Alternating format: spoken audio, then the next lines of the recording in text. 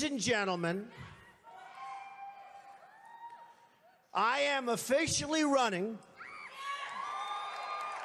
for President of the United States.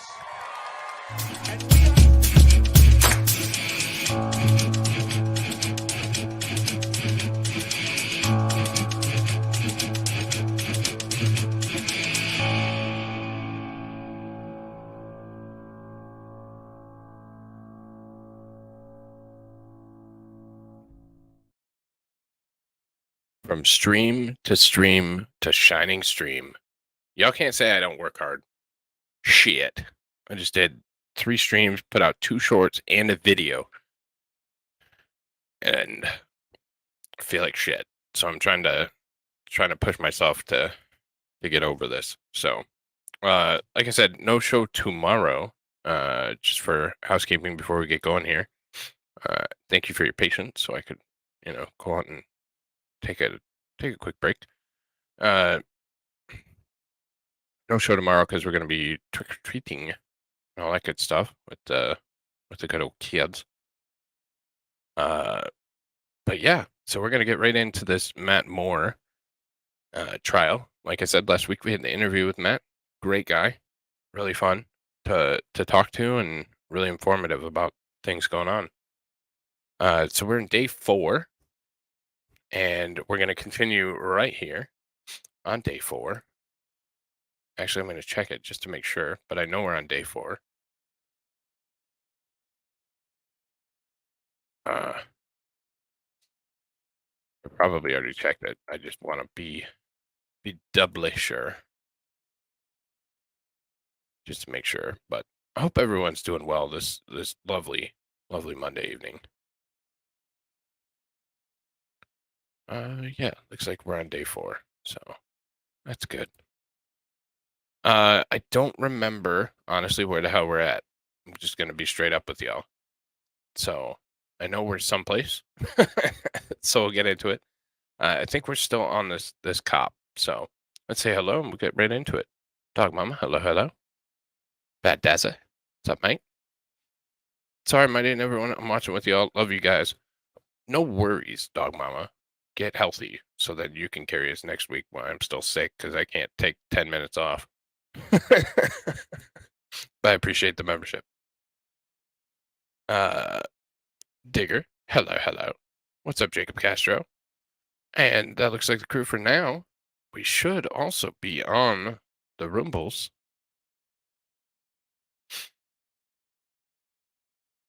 Let me see. Yeah, we're definitely on the Rumbles. So be on the Rumbles as well. So let's get right into it, and we'll watch along.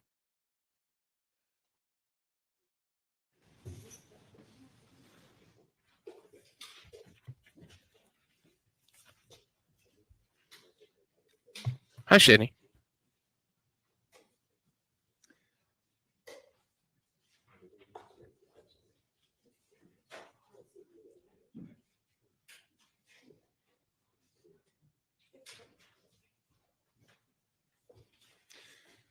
Good morning, ladies and gentlemen. Everyone follow the court's admonition over the weekend. Have a good rest.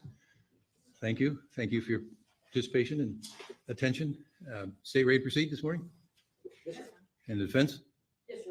I believe we were in cross-examination of Detective Grubbs. So, sir, if you'd come on up.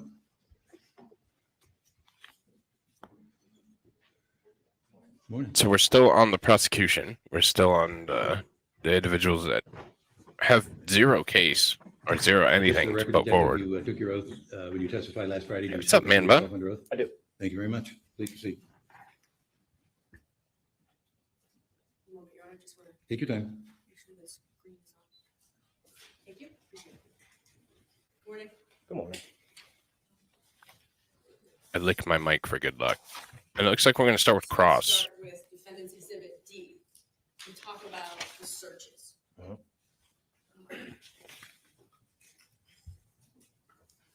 Zoom out a little bit. Okay. Detective, a map, Defendant's Exhibits D that we've seen several times in this case. Would you agree with me on that? Yes. Abbey Cross 46. Always good to start with the D. Vicinity where I've put an X. Is that right? That's correct. And this is the walking path that's been talked about, correct? Yes. And of course, the general area where the remains of Emily Noble was. Oh, I found know is she where I does. Put that red X. That's correct. Just trying to reorient. She's us my to the fave. week. Want to talk about, and then of course up here we have the general area where the bloodhounds tracked on 2 different occasions. Would you agree with me on that? Yes. I want to talk about the search. Searches. Fair to say that Speed on it the up a little bit. 5th or 26th, Matt Moore took you to this path right here. Which day was that? Tuesday, May 26th.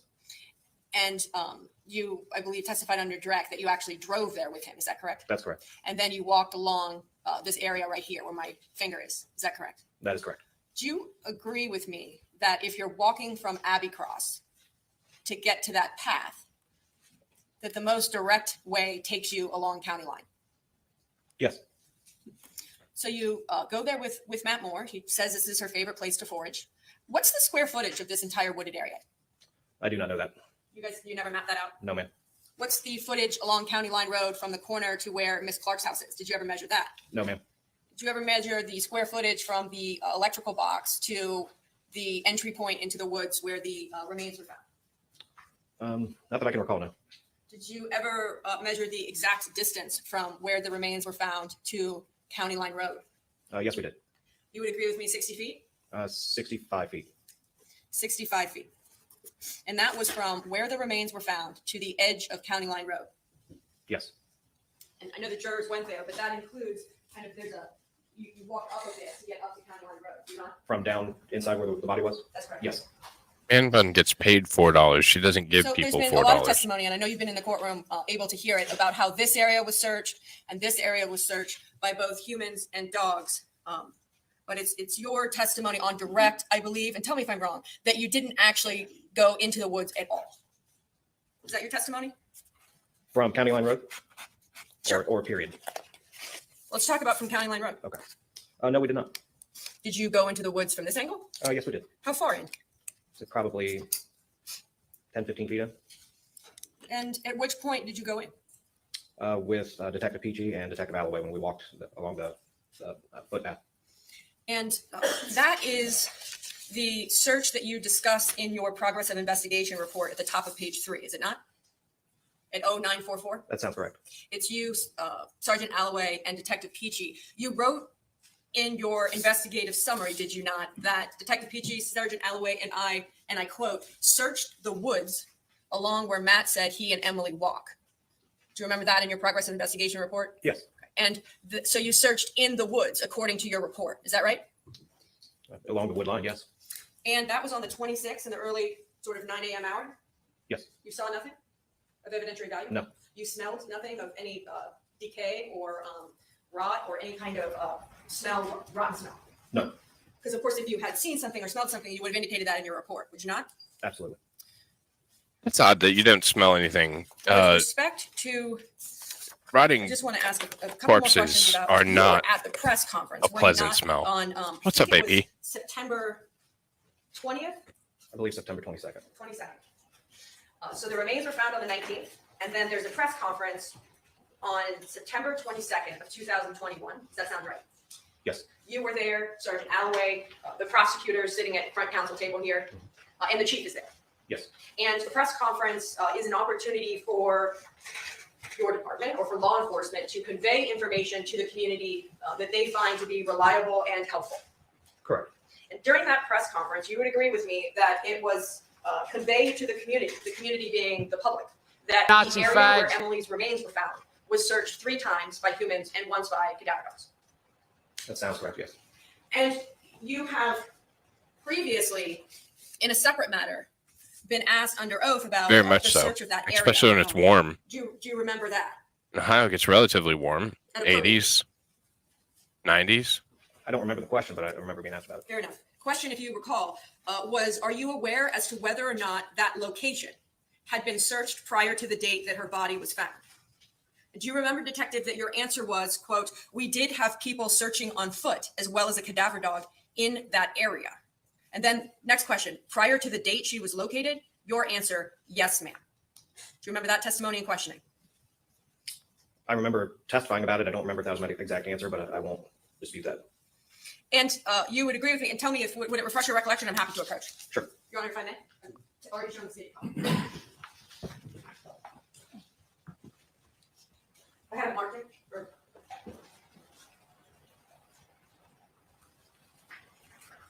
Okay. And just for purposes of the record, the proceeding that I just asked you about was on November 25th of 2020. Does that sound familiar? That sounds accurate. And let me just make sure now that you've had a chance to refresh your recollection. There was questioning during that hearing about the area where she was found, she being Emily. Do you recall that questioning? Yes. And the word that was used during questioning was the area, was it not? Yes. And you indicated that the remains were found in the wooded area just east of the condo complex where she resided. Do you remember giving that information under oath? Yes. And then the question, are you aware as to whether or not that location had been searched prior to the date that her body was found? And you answered, did you not, Detective? We did have people searching on foot as well as a cadaver dog in the area. Do you remember that testimony? Yes. Through the course of your investigation, you learned that there was a woman that resided at that last house named Katie Clark, did you not? That's right. And I have put an X on the house. Let me clear it. So, and it is, when I said the last house on Crossings Drive, it's the last house before County Line, correct? Yes. You learned that Ms. Clark lived there through a Facebook post that she had made. Do you remember that? I do not. There was a point during the course of the investigation where you went to Ms. Clark's house Yes. and you interviewed her Yes, we did. and you walked with her from her backyard to where the remains were found. That's correct.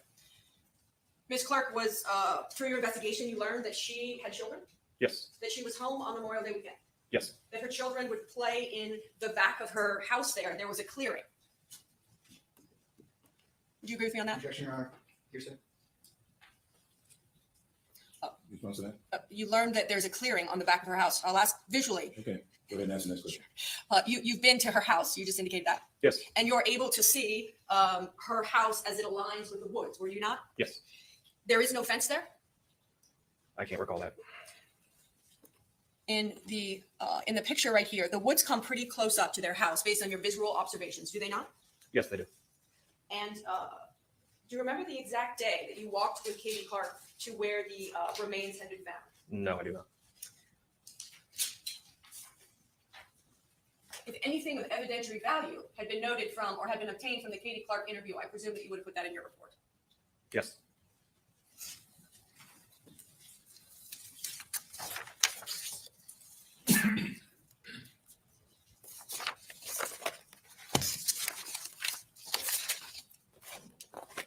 I'll just go back to this map while I have it up. Again, showing you Defendant's Exhibit D. I'm going to ask you about surveillance, but surveillance is a technique an investigative technique that that law enforcement can do if they want. Right? You could sit in front of a house and watch to see if there's any suspicious activity. Yes. And you don't need a search warrant to conduct surveillance. No, in that way, no. Right, I mean, you could just potentially have an unmarked car, let's say, within a distance of a house or school or any kind of structure, and just have law enforcement kind of visually observe if there's anything going on there that is suspicious in any way. Yes. I'm just want to make sure the jurors know that you never conducted any surveillance with respect to that house that's located where the bloodhounds tracked on 2 different occasions. Is that correct? That's correct. I didn't see in your police report either that you ever requested any CCHs or criminal histories on anyone that lived in that house or in and around that area. Would you agree with me on that? That's correct. I know that you testified during your direct that you interviewed those individuals. Or did you interview one individual or more than one? Detective PG did. Okay, and you weren't participating in those interviews? No, no. You're just aware of it because through the course of your investigation. Yes. And North Stay Here, describe what kind of road that is. It's a paved blacktop roadway. Typically in that area, usually you have a northbound lane, southbound lane, and then usually like a center left turn lane. And this driveway right here goes right into North State, does it not? Yes, it does. And The just wanna make subscribe clear, button, it's a if you push fairly, subscribe, it's- it turns into I a don't wanna button say that why, says but it join. is So because it's you've where been there, the right? It's subscribe used to be. probably 2 cars at least could fit in that driveway as you pull in. It is pretty much, yes. Man button, I responded again.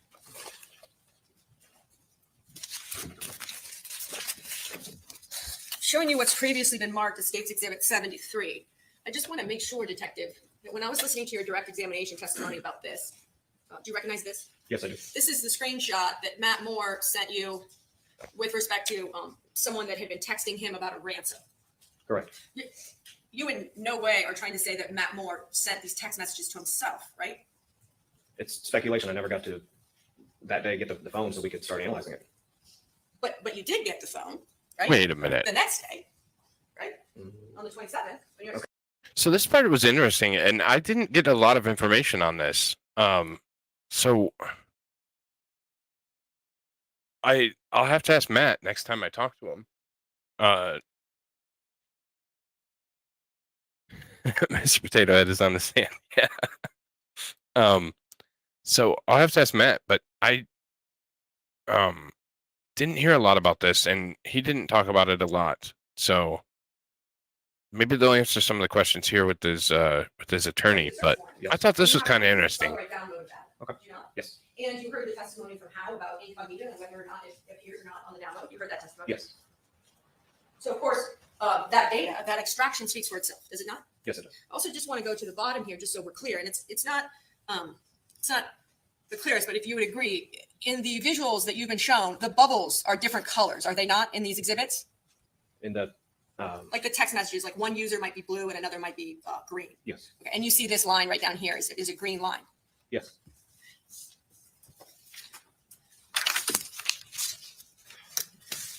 Through the course of your investigation, you had an opportunity to speak with, without talking about the contents of the conversation, you had an opportunity to speak with an individual named Angel Kessler, did you not? No, never spoke with her. Okay, that was Detective Peachy then. I take that back. The only time I did talk to her was trying to track down current addresses and everything before the proceedings began in the last couple of weeks. But as part of the investigation itself, no, I don't recall ever talking to her. Fair to say that I think on page 46 of your summary, you talk about getting records from Serenity Behavioral Health Services. That's correct. And if you know, Angel Kessler was a counselor at Serenity Behavioral Health Services between August of 2019 and January of 2020. I can't recall the dates, but yes, she was a counselor there. Through the course of your investigation, did you obtain records from Serenity Behavioral Health that belonged to Emily Noble? Yes, we did. Specifically, Serenity Behavioral Health, those were counseling records? Yes. If I may approach, Your Honor. I've been trying to witness what I've marked as Defendant's Exhibit S. If you could just look through those, Detective.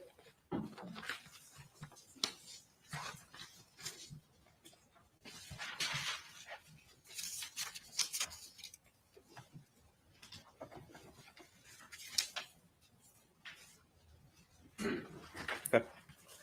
Do you recognize those? I do. And what are they? This is a copy of the results we received from Serenity Behavioral Health.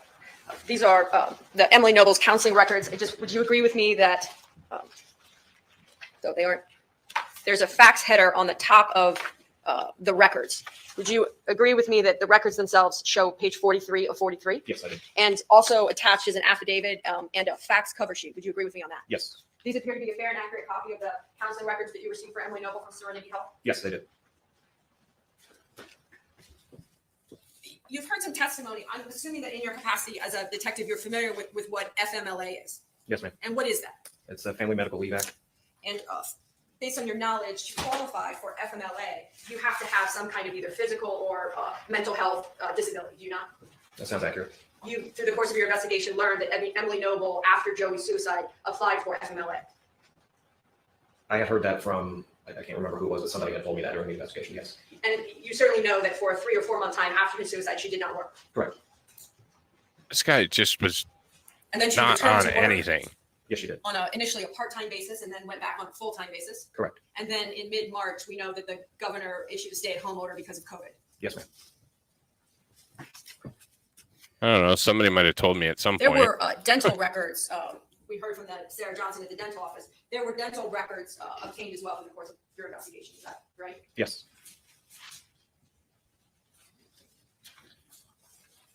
I want to talk about circling back about some records perhaps that I didn't see, but tell me if I just missed it, Detective. There were 2 people that testified to, and I know I saw it in your supplement, that you had information that Matt Moore had a TBI or a traumatic brain injury. Romans, We'll see. Go ahead. Do you remember that the testimony that two different individuals indicated that they knew Matt Moore had a traumatic brain Objection, injury? Your Honor, hearsay. He didn't answer whether he knows. Testimony as part of my investigation? No, in the court here, there was two different witnesses that said they knew that they believed he had a traumatic brain injury. Honestly, can't recall that. Fair to say that with respect to, we talked about the records that you or your law enforcement obtained for Emily Noble. You never, through the course of your investigation, obtained or requested any medical records from Mr. Moore. No, And you can do that in the capacity of law enforcement by issuing a subpoena, can you not?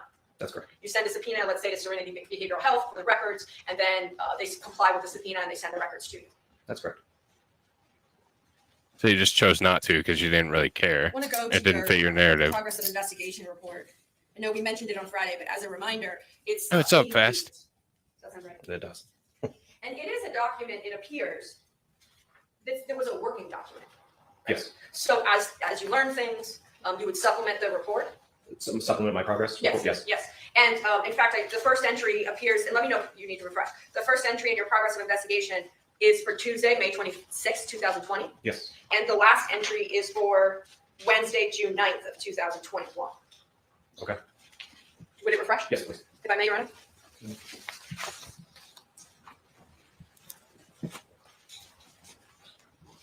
Does that date look right, Detective? It does. So the 80 pages of investigation covers a year plus amount of time. Correct. I obviously know that you were in the courtroom when John Kramer testified. Yes. And you had an occasion during your investigation in this case to speak with John Kramer a number of times. Correct.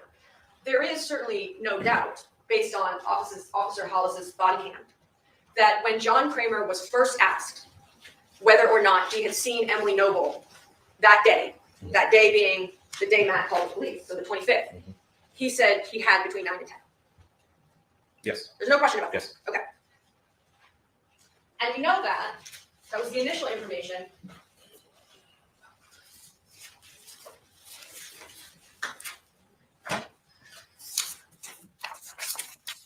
We know that because there's the press release as well. It says that comes from your office. I believe it's G. Do you recall the press release that I showed earlier to the members of the jury? Yes, I do.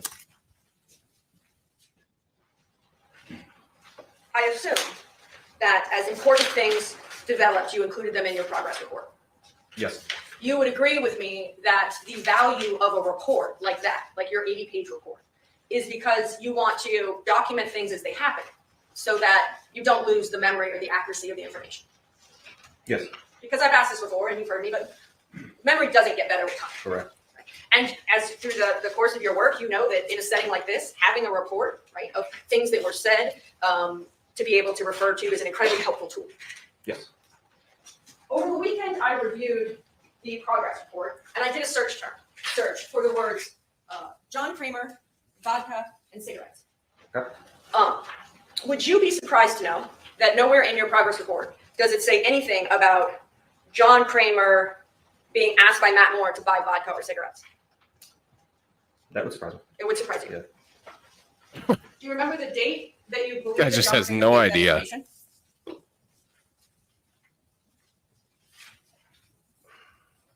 Maybe during the, I'm guessing, I can't say for sure.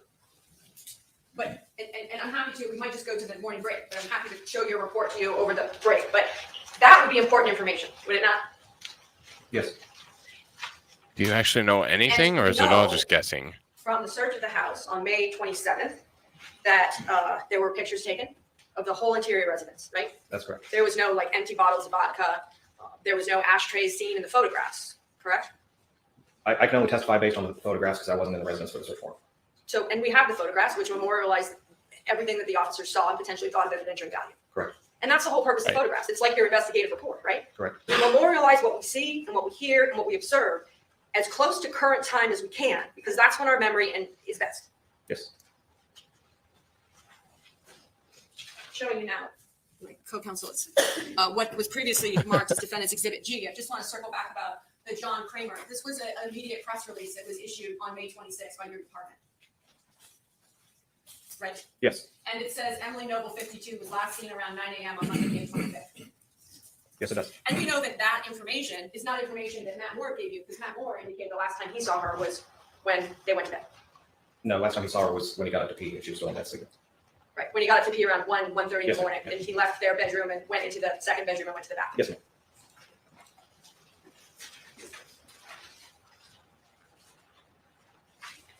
Something else I thought about. John Kramer's testimony over the weekend. He testified that you were able to hear about arguing that he had heard between Matt and Emily roughly a week or two before she went missing. Do you remember that? Yes, sir. And he indicated that he was out having a cigarette and heard the arguing and didn't know why, but he remembered hearing it. Yes. What's the distance from his garage to their house? It's a good question. Approximately maybe 60 feet. But you would agree generally that that's a pretty quiet area there, Yes, it is. in that like kind of back part of Abbey Cross. Yes, ma'am. It's not a busy road. It's sort of at the end. It's not being well traveled or anything like that. Right. A holiday weekend. Memorial Day was a holiday weekend. I guess I don't understand your question. The time frame we're talking about was a holiday weekend. The time frame for her disappearance, yes. If you're referring to the argument, no, it was before that. Fair enough.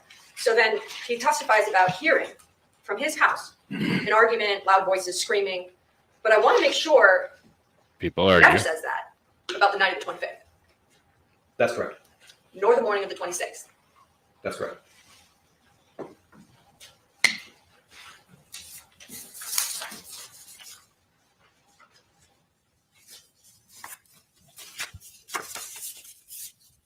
I want to talk about physical evidence or lack thereof. With respect to, there was a GPS put on Matt Moore's car, was there not? Yes, there was. On May 27th of 2020. Yes. So the jurors understand it. To get a GPS authorization to put a tracking device on someone's car, you fill out a search warrant Yes, ma'am. and you ask a judge, you attach an affidavit to the search warrant as to why you want it, and a judge reviews it and then authorizes it or not. Correct. You did that process with respect to the GPS for Matt's car, A detective likely did that process. but it's through the course of the overall investigation, this was done. It was done, yes. And GPS stands for Global Positioning System, right? Correct. And the beauty of a GPS tracking device is that the person doesn't know that it's on their car. There's a poll up. You Let me know if surreptitiously this put one the tracking works device on the car so for that those the that it person hasn't been working for. And then you're able, Uh, with the tracking device and software, to see where that YouTube person supposedly said drives it's working or now. doesn't drive. Correct. Is what I got back from And that them. was So important because you wanted to see, did you not, if Matt Moore, where he was driving, putting up defendant's exhibit D again, right, detective? Yes. And after Emily's remains were found on September 16th of 2020, you went back, did you not, and reviewed the GPS data After her body was found? after her remains? poll works for you. Good I don't deal. recall that. The GPS was on Matt Moore's car for 2 weeks. That sounds correct, yes. There is nothing of any evidentiary value from the GPS, correct? No. And it was put on the Ultima? Yes, it was. And you were aware through the course of your investigation that the Ultima was the car, was like Matt's car, and the Subaru was Emily's car. Yes, ma'am. So you got absolutely no evidence from With that. respect to the surveillance of, or the investigation done with respect to other people living in the neighborhood, there was a neighborhood canvas, was there not? Yes, there was. And everyone that lived up and down Abbey Cross and in the general area, officers went to their doors and knocked to see if they knew anything or had heard anything. Correct. One resident reported hearing screaming or anything of a noise out of the ordinary on the night of the 25th, That's correct. nor the morning of the 26th. Correct.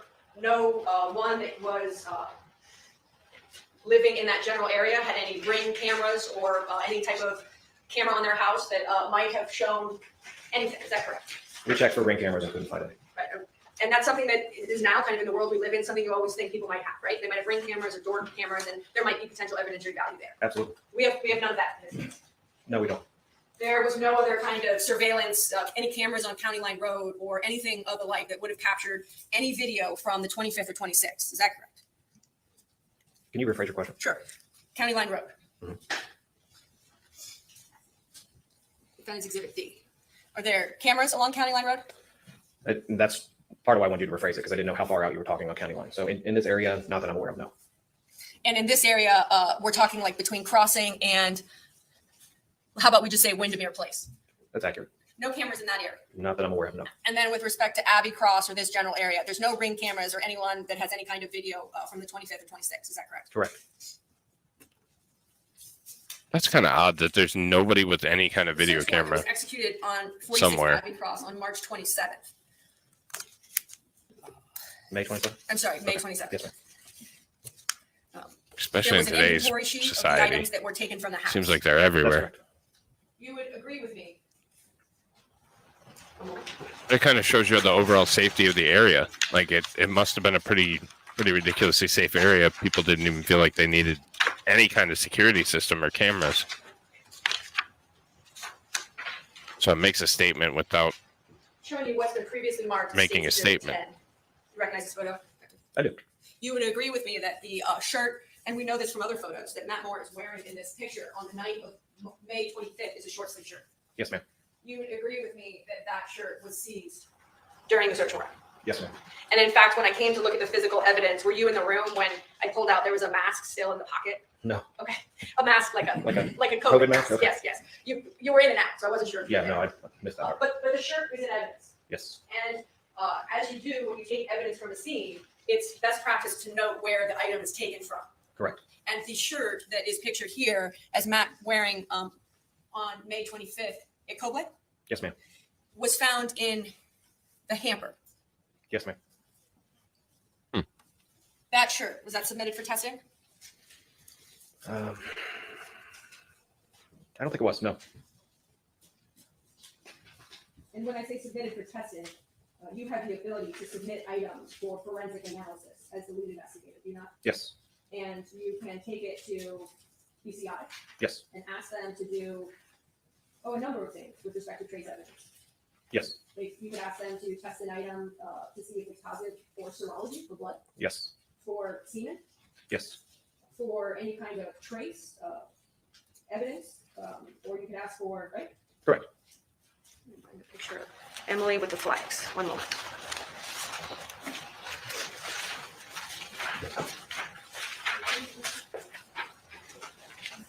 Showing you what's previously been marked as Defendant's Exhibit P. Recognize this, Detective? I do. There was also, and there was another photo where I asked you on Friday about the booties that she was wearing. Do you remember that?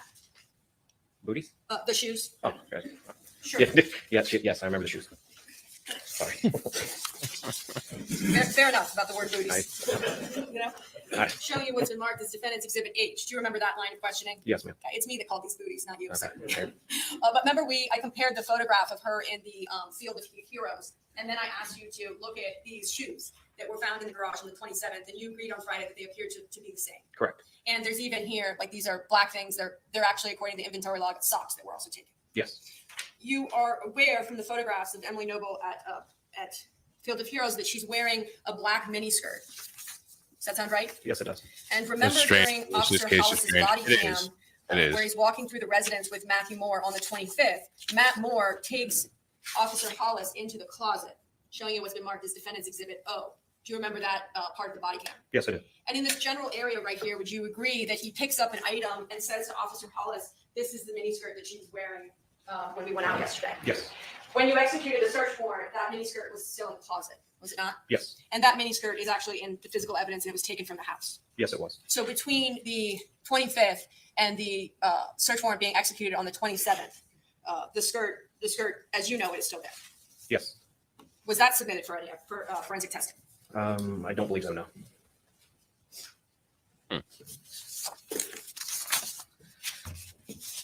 Probably should have been. There was a map that you testified to. I think it was you, but tell me if it was someone else. But the rooms in the house were Mr. each marked Potato. as an alphabet. No, I'm Or the talking letter. about the That was cop, the the detective. detective. Yes. And there's a placard put in each of the rooms, and the letter is associated with the room. Correct. There was a That's why I call him Mr. Potato Cop. second bedroom in that house, Yes, there was. and there was a bathroom in the second bedroom, or associated with the second bedroom. Yes. Would you agree with me that to get to the bathroom in the second bedroom, you go into the second bedroom itself? Tell me if you don't understand the question. I'm just trying to recall the layout in my head. Sure. I thought that you could access the second bedroom from the hallway right before entering the bedroom. Let me show you a picture. And you walk into the bathroom. This shows both doorways. Defendant's Exhibit N. Does this look familiar to you? Yes. Okay, let's talk about these doorways here. So, and it's a little, but this is actually an entryway, is it not? Yes, it is. And that entryway is, if I'm in the second bedroom, I can walk into the bathroom this way. Okay, I see, yes. Did you see that? Yes. Okay. Is there another way I can walk into the bathroom? It was what I was recalling, that you can see the edge of this other second door right here. But this is how you get into the bathroom, is that correct? From the bedroom, yes. From the bedroom. Yes. And D, we know this as the second bedroom bathroom. Correct. And when we talked about the hamper where the shirt that Matt was wearing on the 25th, that's the hamper where that was found. That's correct. And then showing you what's been marked as defendant's exhibit N. This is, and I know you've testified that you weren't in the house, but this is also a photograph that was testified to with respect to the items seen in the house. Correct. And this appears to be the clothes were dumped out of the hamper onto the floor. Yes. And in your analysis of the case, I'm sure that you look closely at all these photographs. It's been a minute, but yes, I have looked at them, yes. And when you did, I'm sure you saw that right where the circle is where the shirt is that Matt was wearing on the 25th. Yes.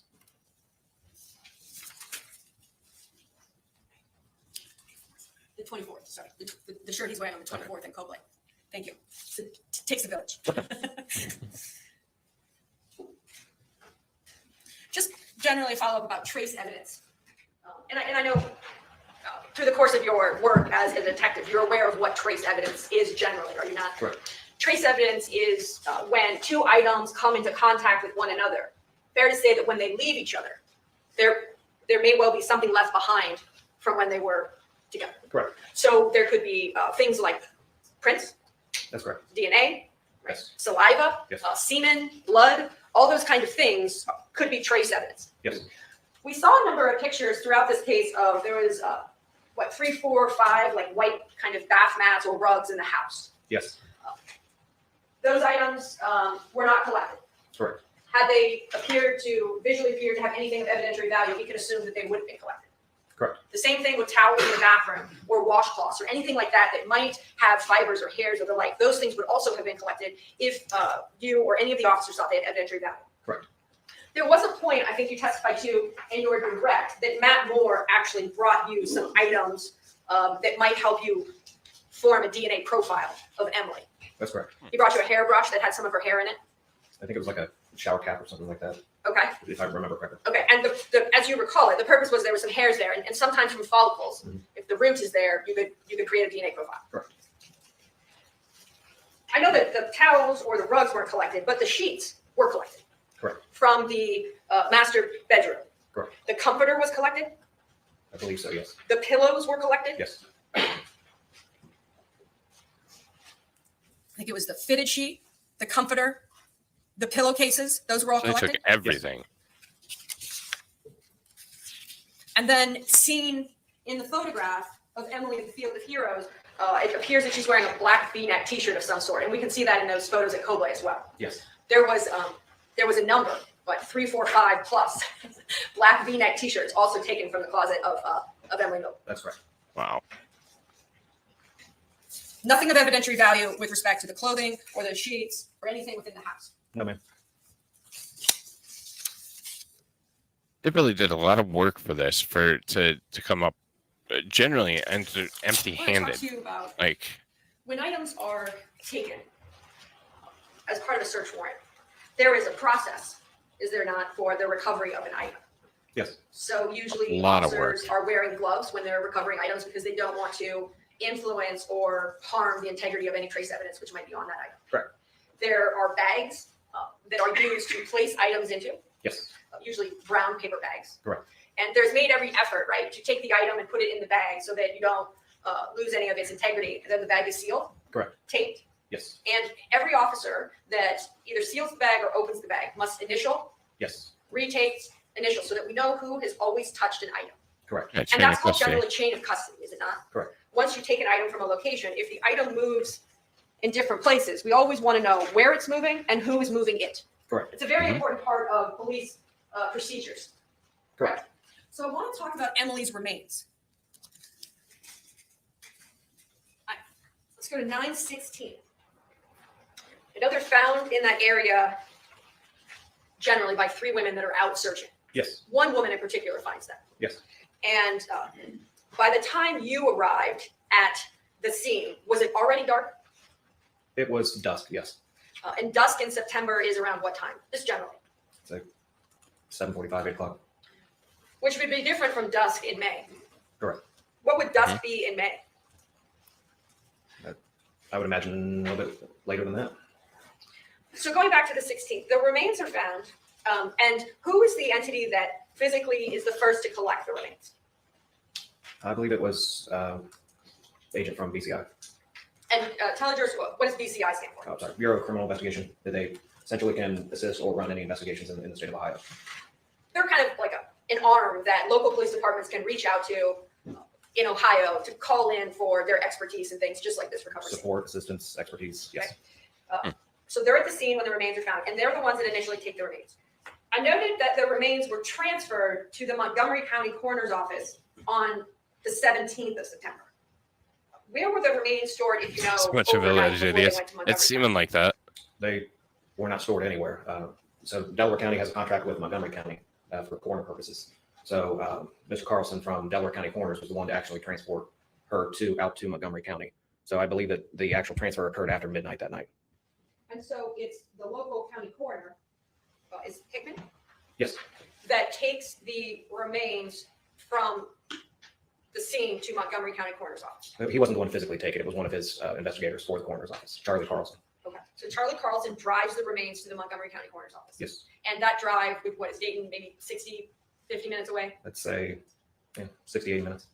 And then I noted from my review that on October 2nd, the remains were transferred to Ohio State University here in Columbus. Who did that transport? I cannot answer that. We would know that from that there should be a chain of custody log with respect to the remains. Yes. And the log would tell us when the remains were picked up, who picked them up, and where they were going and who delivered them. Correct. YouTube's been The deleting drive a back lot of from stuff Montgomery these. County to OSU would be approximately the same distance, right? Dayton to Columbus. Yes. Oh, I thought the dude in the back, orange shirt. No, Shanny, we're talking about Mr. Potato Cop, the guy on the stand.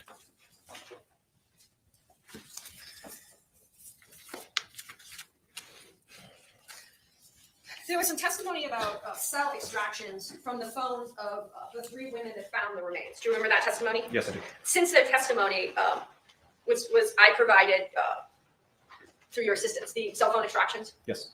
and each of the phones, there was a dump, if you will, of their phones. Correct. And each of them had taken at least one picture of the remains as they saw them before anyone else arrived in terms of law enforcement. I don't recall the specifics of that. I assume that you reviewed the extractions. No, detective likely did. They were the first persons to see the remains in the woods, were they not? Yes.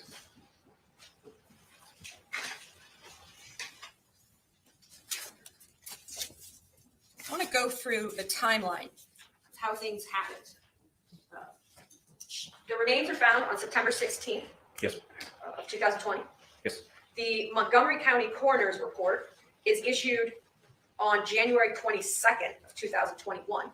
Sounds correct. Yes. So about 4 months later. Yes. And so we're clear with the jury, it's the Montgomery County Coroner's Office that does the actual autopsy. Correct. Separately is the Delaware County Coroner, Hickman. Yes. Hickman at no point in time in this case ever did an autopsy. Not that I'm aware of.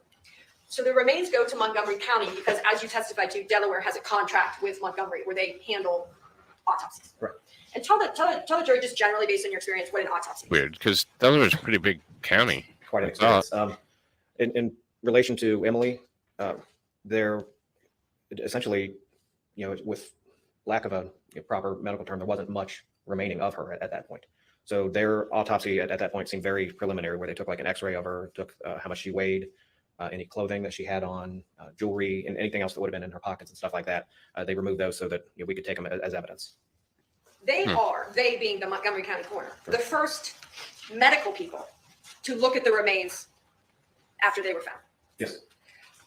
So again, we're going back to the scene. Those remains are captured from the scene and taken to the coroner's office. At the coroner's office, they find a one necklace around her neck. You agree with me on that? Yes. And you saw, I'm sure during this trial, that I asked questions about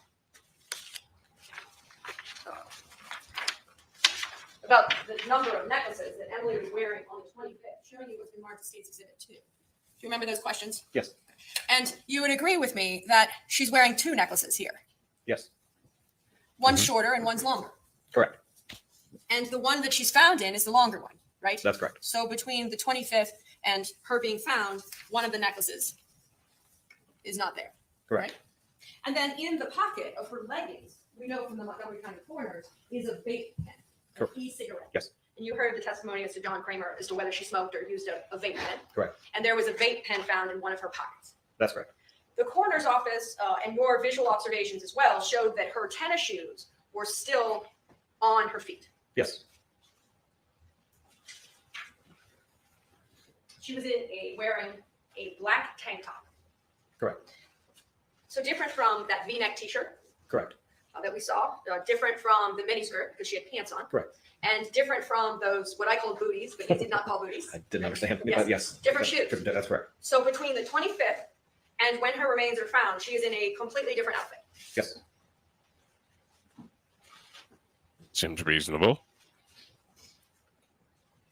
Then, so the Montgomery County coroner's report is January 22nd of 2021. And then Dr. Smock's report is issued on May 27th, 2021. That sound right? I can't recall the date. Would it refresh your recollection if I showed you the report? Yes, please. And then we know that Matt Moore is arrested on June 17th of 2021. Yes, So 14 months after, 13 months after she goes missing and he calls 911, he's arrested. correct. And then it's after that, on September 16th, 2021, that the Delaware County coroner issues the death certificate. Correct. So, and it's a year to the day that the Delaware County coroner issues a death certificate from when the remains were found. Okay, yes, It's 9/16 and Yes. 9/16, Yes. right? Yes. 2 different years. If I may approach, Your Honor, just to refresh. He doesn't follow dates and times. This circles well. back to my question about Dr. Smock's report. Okay. Do you recognize that? yes, it is. And is it dated? It is dated May 27th, 2021.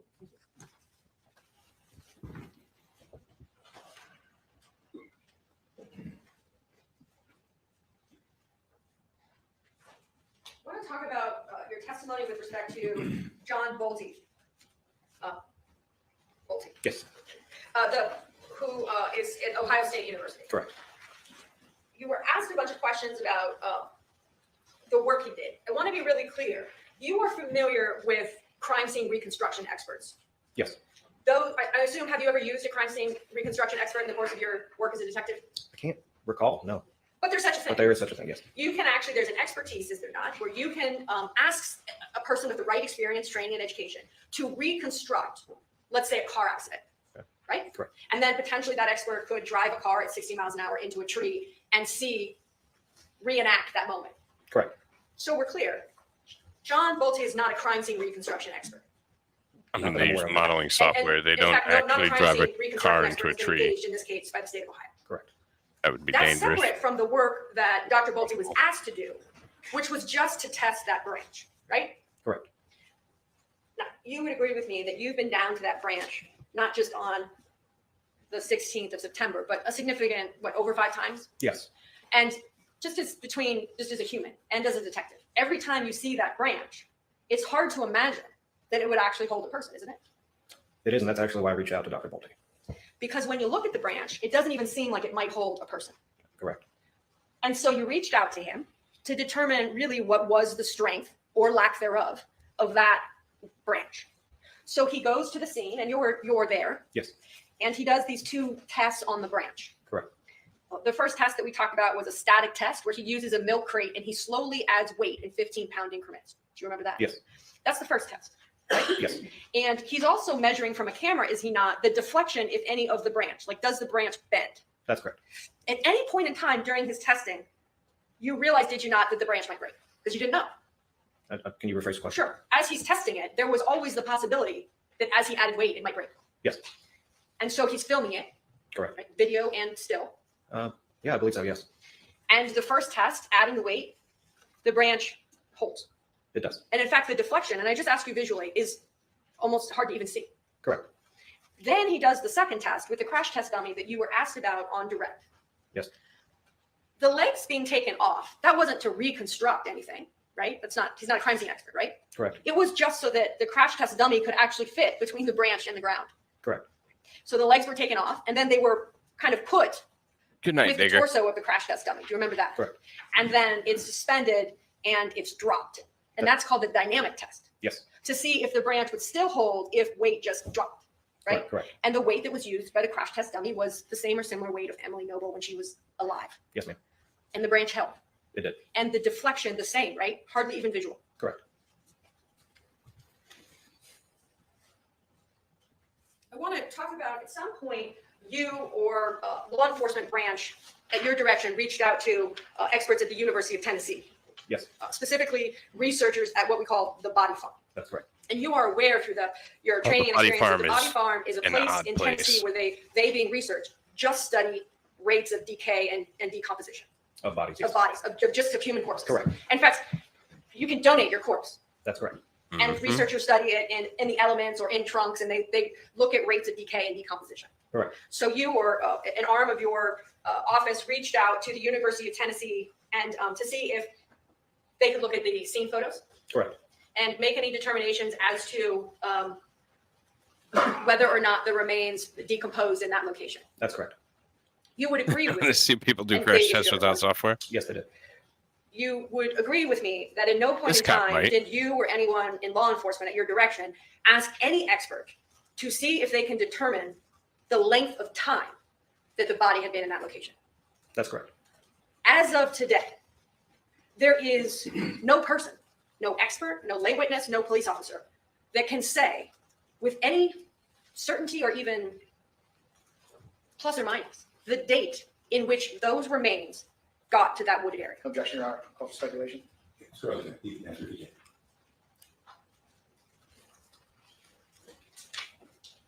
Repeat the question, please. Sure.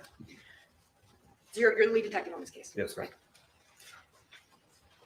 And so you're aware, as the lead detective, that Matt Moore is charged with 2 counts of murder and felonious assault, May 24th and May 25th of Correct. 2020. Yes. Here's my question. There is no one, to your knowledge, an expert or lay witness or law enforcement personnel, that can say the exact day, even plus or minus a day, when those remains got to those woods. That's correct. That's case over right there. No, we can't even tell when she died. I want to move to some How can you subject. charge somebody with something on one day and then just? Would you like me to go to 10:15 and then I'll stop? Or- You do it. That's frustrating. That's frustrating. You were asked on direct examination about Matt Moore's No, we don't know when she died. search But we're gonna history charge of him with Eric murder on that Gordon day. Pedersen. Do you remember that?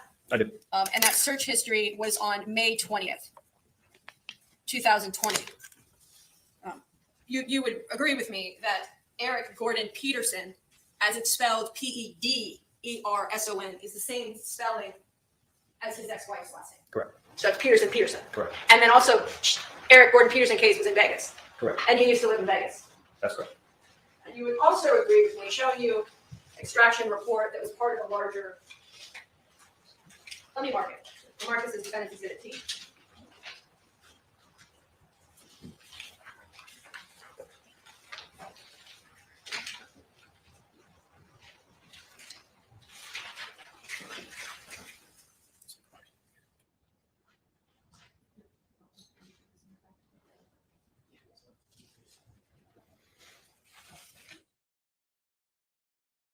Just focusing on May 20th, showing you what's been marked as defendant's exhibit T. Zoom out here.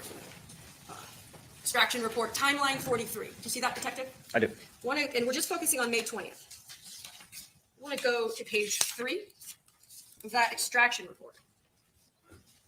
Do you see how just before, so this is 2/14/42, do you see that? I do. And I have it highlighted because I'm just trying to show the jurors. So just before that, he's on Google. You see that? I do. And Google, you see that? I do. So he's searching online, right? That's correct. And we don't know if those are news stories or what type of information that is. But you would agree that he's actively browsing in apps, right? General browser content before Eric Gordon is typed in as a search term. That's correct. And Pedersen, again, is spelled the same way as the wife's last name is. And that's a case in Vegas. Yes.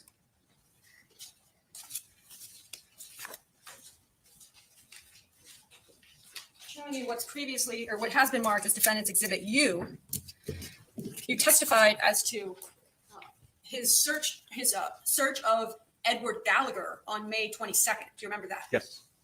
And these were the two searches that stuck out to you, which is why you testified to them. Sound right? Eddie Gallagher, that was the Wanna go Marine, wasn't it? to, page 4 of Defendant's Exhibit U. Do you see the search there?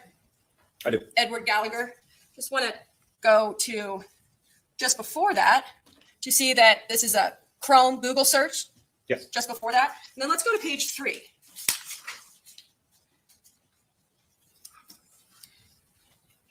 So before he types in Edward Gallagher, Theo. Okay. That's He's what on the I AP News. knew he was military. See I just that? couldn't remember which one. AP News, AP News, AP News. Do you see that? Yes. So he's searching the news before he types that in, right? Correct.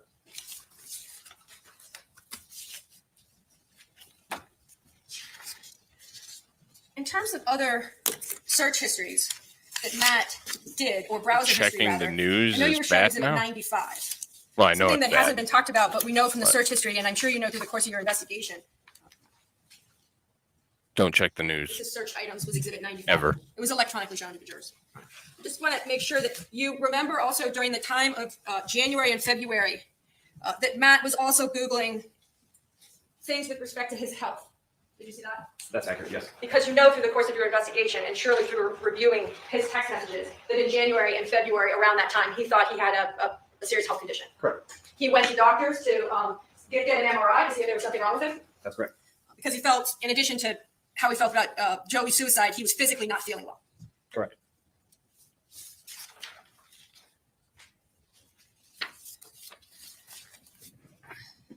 You were shown Emily's web history, which was Exhibit 88. And I mentioned this because of the two things you noted from Matt's web history, but I noticed you didn't mention from Emily's web history. If web history is important. Showing you page 16. These markings are my own, but I will, the jury has been provided a clean copy in Exhibit 88. You see right here, this is Emily's, let me orient you so we're really sure what we're looking at here. This is Emily's extraction report and web history. Okay. Look familiar to you? Yes. Something that you reviewed during the course of your investigation? Yes. February 24th, 2020. Web history of Emily Noble. Into the forest I go to lose my mind and find my soul. You see that? Yes. And I'm sure after you saw that, given the facts of this case, you went onto this website, Soulfulware. Correct. And it's a retail clothing line. It is. And you'll agree that she stays on that website till 3:25. Into the forest I go to lose my mind. Do you see that? Continues on. Yes. Odd. Then I want to just go down Hey, here Ghost so Tree. we're clear. So she's on at 3:33:25, and then she's still on it at 3:33:32. Do you see that?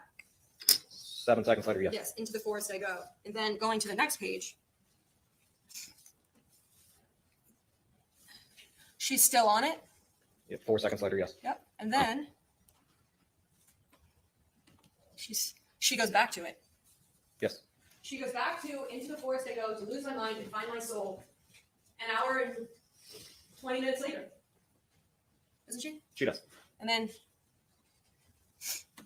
she stays on it.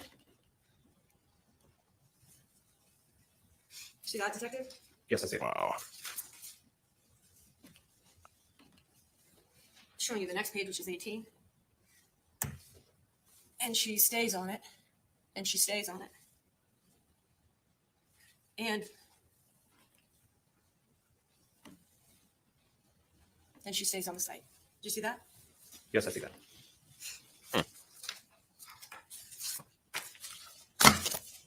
To be fair, I always have a bunch of sites and searches and other stuff I want to talk to you about Exhibit 82, running in the background. So State's Exhibit 82. This is the extraction report with respect to Emily Noble's cell phone. Does that look familiar to you, Detective? Yes.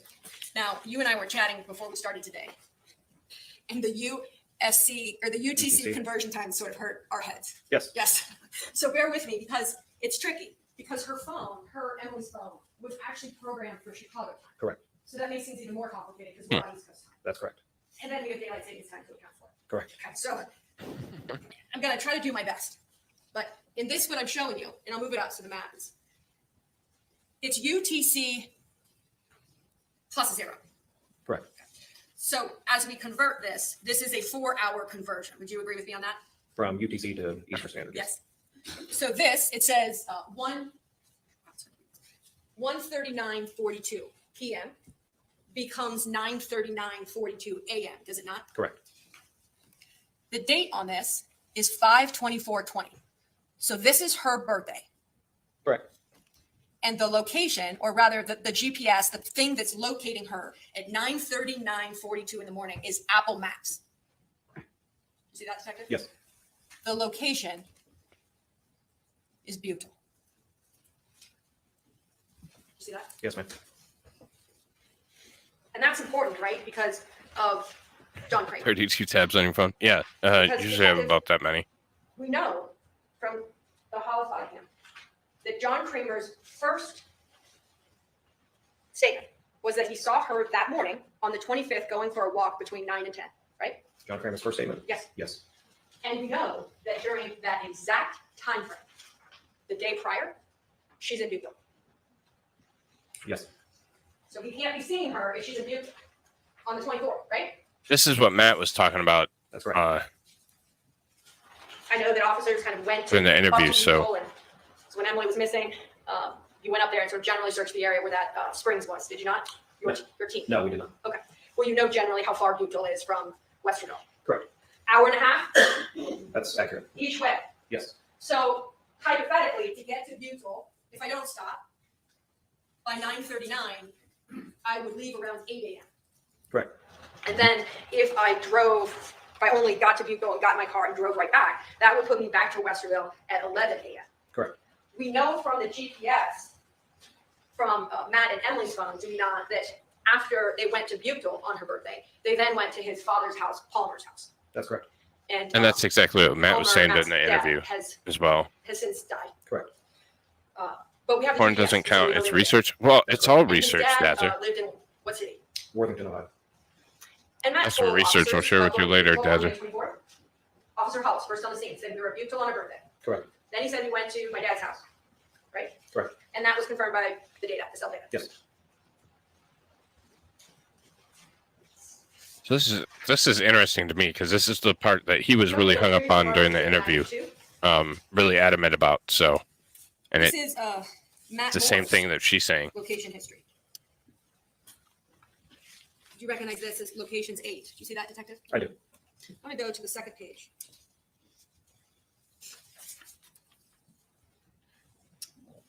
This coordinate here, right? This, as you came to know it, is Abbey Cross, right? Yes.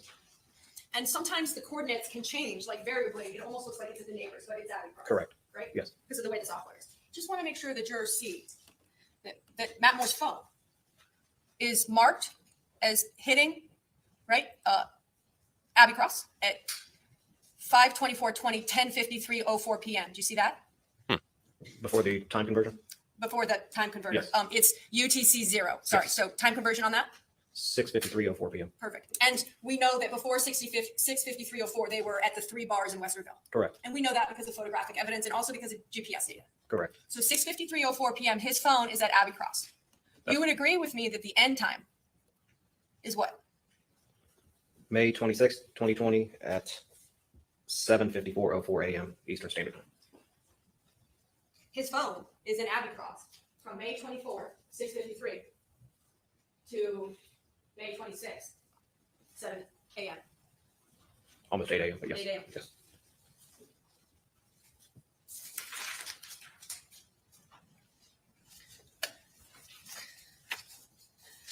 This is gonna take a minute, but we're gonna go through it. I'm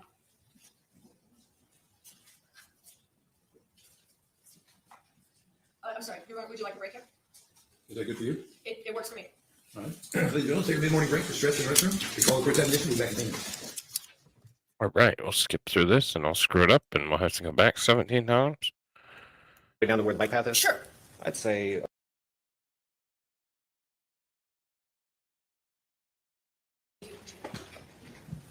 Hey, that wasn't too bad. Showing you, I'll fill some questions in. Showing you what's been marked as Defendant's Exhibit D. I know you're familiar with it, but Detective, in a mile, if you know, we're looking at the step data.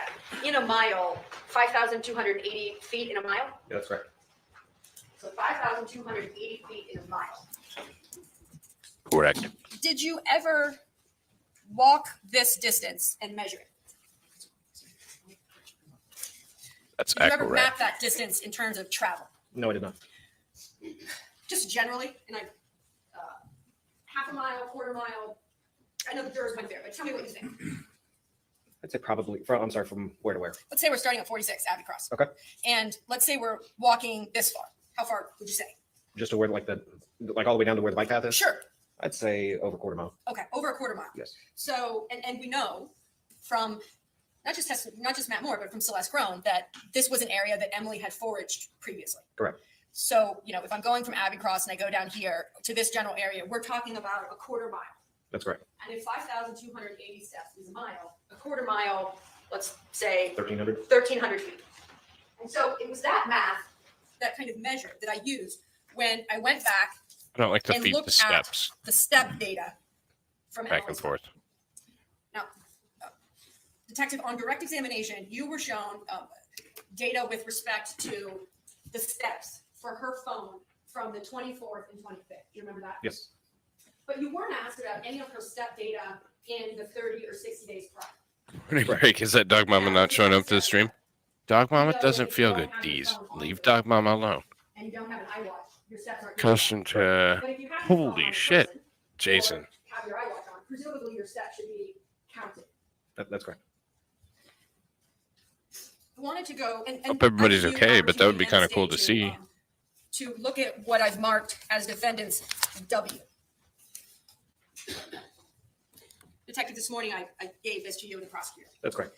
And as we reviewed it, fair to say that it is step data taken from Emily Noble's phone for the months of April and May of 2020. Correct.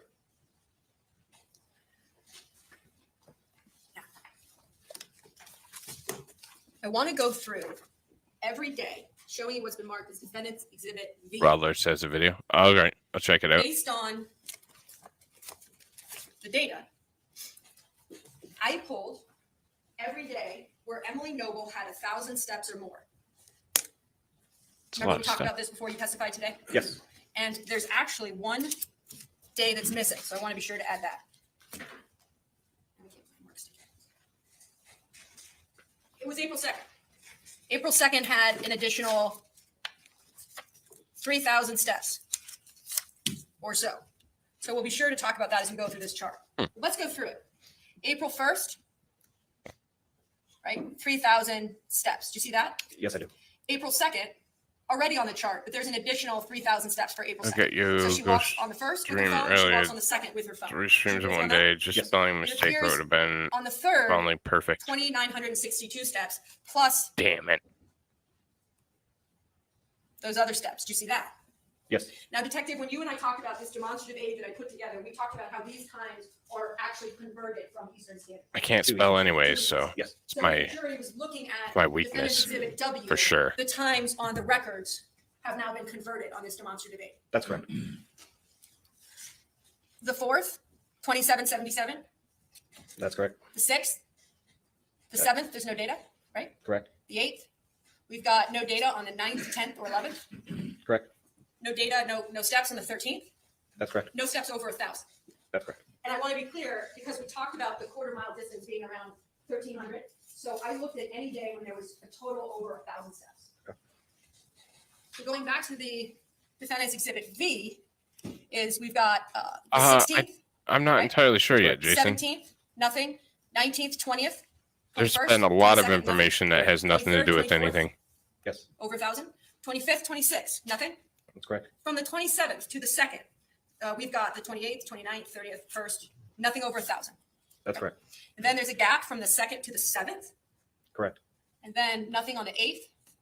Correct. We've got the 10th, and then nothing on the 11th, 12th, 13th. Well, that's what we missed, but I can see we missed the fact that the cop dropped the ball. Yes. Then 17th. Very inept police, That's the in my last time in opinion. May that there's over 1,000 steps on Emily's phone, correct? Yes. Well, it's appreciated, Mentioned this Dazzer. for several reasons. Detective- I really can't spell, though. I'm terrible at it. There has been a theme, if you will, that Emily would have never left the house without her phone. A theme, That has been something that has been said by more than one person. except for Mr. Moore. He told me that at times she would go without her phone, but from other people, yes. And that's why you're good at your job. You preempted my next question, except for Mr. Moore. He said sometimes she would go without her phone. But most other people said never left her house without the phone, right? Correct. And we know that Emily Noble Exactly was known what to she's take doing. walks, That's why I said only a female could cross like this. and she loved to go foraging. Right? She's just ripping him We know apart. that her often frequented foraging route is about a quarter mile each way from the house. Correct. We know from the data, the 11th, the 12th, the 13th, the 14th, the 15th, the 16th, there's no times when there's over 1,000 steps. Right? Correct. You know what we also know is that Celeste Grown on May 22nd went foraging, showing you Jeep with Emily right along this route right here. That's correct. So you would expect to see, if Emily had her phone when she went foraging and went on walks, that there would be over 1,000 steps for May 22nd. That's correct. And you see that there's none. Correct. You also see that John Kramer indicated that he saw Emily going outside for a walk on 8 p.m. the day before he saw her leave the next morning, right? Do you remember that? On 8 p.m. on Sunday the 24th? That's right. Yes. Now, let's put aside John Kramer seeing Emily from 9 to 10 on the 25th. Let's focus on 8 p.m. Okay. At no point in time has John Kramer ever wavered from the 8 p.m. seeing her outside. Not that I'm aware of. So you would expect to see then, if Emily always left the house with her phone and she was going on a walk, perhaps steps over 1,000 feet. Correct. Now, I know that Emily has steps on her phone on It's these snowing right other now days here, Jason. in 60 or 90 or 100 or 200. Correct. Again, I'm not trying to be deceptive. I was just looking at the time period of April and May where there were 1,000 steps or more. That's correct. Also important because the house is about 800 or 900 square feet. Yep. And if I'm walking in the house with my phone, that's counting, That's correct. and that's 800 or 900 square feet. The yard would be counting if I'm gardening with my phone. So 1,000 feet was our measure for this demonstrative. Correct. It's cold. I'm gonna go turn on There's my no heater evidence for a to second. suggest that Emily had a second phone, right? That's correct.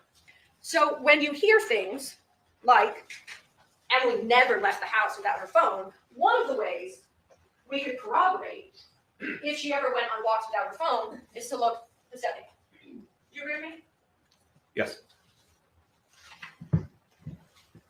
I know on direct you talked about the 24th or 25th, but there is in your line of work something called like selection bias, right? Yes.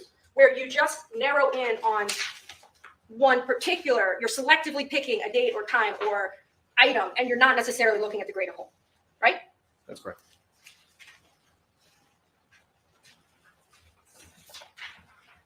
There's no doubt, ever in your investigation, that Celeste and Emily went foraging on the 22nd of May. That's correct. And not just because of Celeste, we know that because of the text messages back and forth between Emily and Celeste, do we not? That's correct. And this Emily would never leave without her phone is so important, is it not, as we consider John Kramer's initial statement that he sees Emily between 9 and 10 a.m. going for a walk on the 25th. Yes.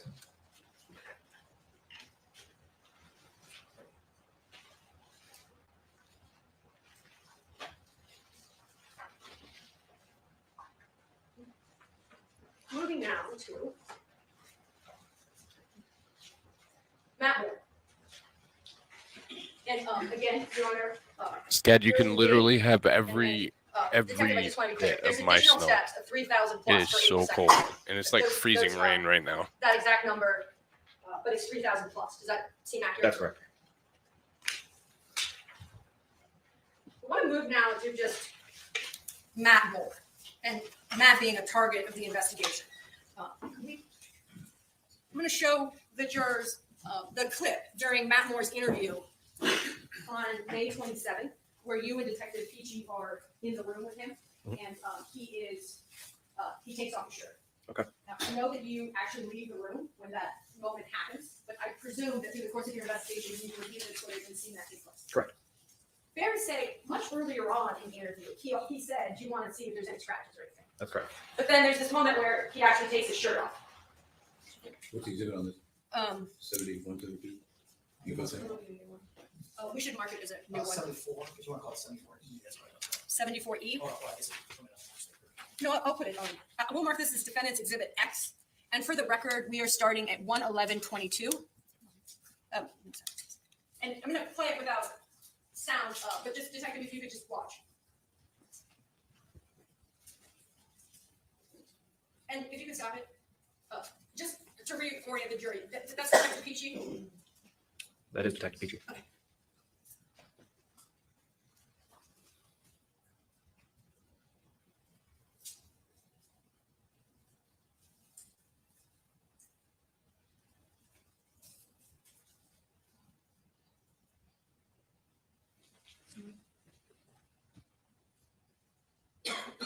Thank you.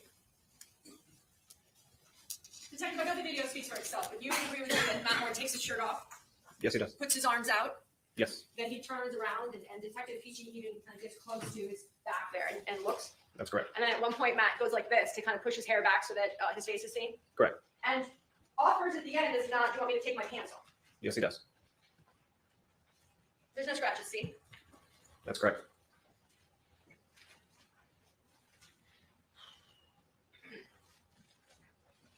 I noticed during your direct exam that there was two things you were asked about words that Matt Moore used that stuck out to you. And one of them was the word gone. Do you remember that testimony? Yes. Thanks to the court reporter. After your direct examination, I asked her to pull a section of your testimony. And when you were being asked by Prosecutor Sleeper about why you collected the cell phone, you were asked, do you remember, why did you do that? And Detective, your answer was it not? To gain more information as to what exactly we had at this point. All we know is that she is gone. Do you remember saying that? Yes. And then there was the use of past tense, which you talked about in your direct examination, and that Matt used during his interview. But I wanted to talk about present tense, if verb tense is important. Because during the video that was played, he said things like, she has beers in the fridge, right? That's present tense. Correct. Sometimes she likes to sleep on the porch. Remember that? Correct. She likes to be outside. Correct. Right. She likes to forage. Do you remember those things? Yes. None of those are past tense. That's all present tense. Correct. Right. You were also asked about whether or not he talked about a phone call he made to his friend Brian. We know from the cell phone records that there was a phone call that Matt Moore made on the 24th, right? Yes. And we know that because of the data shows us that. That's correct. And you were asked on direct about, did he tell you about that phone call? And you said no. Correct. But I want to talk about the things he did tell you that were consistent, that we now know based on independent evidence. We know that on the 24th of May, they were up in Butte, Ohio. Down south, I guess. Down south. Shows I'm from Seattle. Okay. Now everybody knows. Down south, right? And we know that GPS data puts Emily's phone in Butte, Ohio at 9:39-ish a.m. That's right. And then we also know, we have the picture, the photographic evidence. One moment, Your Honor.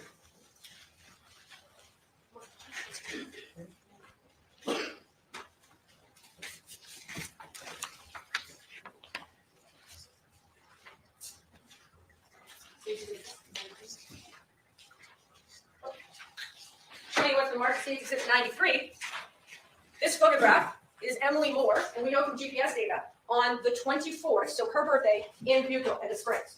Correct. And we know that Matt Moore told you, at law enforcement, multiple times, we went there in the morning of the 24th to collect spring water. Do you remember that? Yes. And here's the photographic evidence of that. That's right. And the GPS Apple Maps puts Emily's phone in Butte. Correct. He told you went to his father's house, Palmer's house, after being told, and that shows in cell data, is it not? That's right. He then tells you that they went home, that they quickly changed, and that they then went to 3 bars. Correct. He gives you the names of the 3 bars. Cobley, Old Bag and Nails, and Jimmy B's. Correct. You and your law enforcement officers go to each of those locations, and every one of those locations is corroborated that Matt and Emily were there on the 24th. Correct. Eating and or drinking. Correct. That's corroborated, right? Yes. And we know now from the data, the extraction, showing you what the Marcus Defense Exhibit B, when comparing it to the other evidence, that Emily did in fact go on walks without a phone. Correct. Those are all things that Matt told you. Yes. I want to go back to something else he said that was noted. It was paused, and it's about 2 minutes into his May 27th video when he says, like, I didn't do it, man. I didn't do it. Remember? He says that? And you noted that as Mr. Sleeper said, why did that stand out to you? And you said, well, we hadn't accused him of anything. Correct. And I'm paraphrasing your testimony. I didn't pull it, but generally that was your sentiment. Yeah, I'm not sure. I think it's really important, though, tell me if I'm wrong, that we look at and consider what, or more importantly, how Matt got to the police station. Okay. Okay. Because you would agree with me that he came down to the station voluntarily, Correct. but he was driven down in the back of a cruiser. Correct. Okay. And we know, because the jurors went on the jury view, that from 46 Abbey Cross to, what's that drive like? From 46 Abbey Cross to the police station. What's that? Like how long is it? Yeah. I'd say probably just about a mile. Okay, so like 5 minutes maybe? Correct. And he's being driven by which officer? Officer Grisly. And he's in the back of a cruiser, Correct. a marked cruiser. That's His wife is missing. Yes. He's called 911, and now he's been asked to come down to the station. Correct. Before he gets in that interview room, tell the jurors how you get to that room. Generally, I mean, it's either the front door of the police department or the back door of the police station. Okay, how'd you take Matt in? The officer submitted it. Back door. I don't know. Okay, you would agree with me, to get to that room requires at least once, twice, a key card access card. Sure. Can't just walk up in there if you're in the public. You can't just walk out if you're in the public, right? Correct. And I understand that during the interview, you tell him that he's voluntarily there. Correct. Right. But you, in the course of your experience as a detective, you would have to concede that riding in the back of a marked cruiser and being taken into a police department and being questioned by 2 senior detectives could be a stressful moment. Yes. And so it's then, after and under those circumstances, that he says that statement. Right? Within the first 2 minutes. I didn't do it. Yeah. Yeah. Now, you were shown a bunch of photos, or a bunch, withdraw. You were shown these photos of the cooler. Or do you remember those being shown during this trial? The photos from like Officer Hollis's body. The garage, right? Where the Yes. cooler's in the cooler. I understand that charges are ultimately brought by the state of Ohio. Objection, Your Honor, move to approach. Hey, Matt. Thanks for becoming a new member, buddy.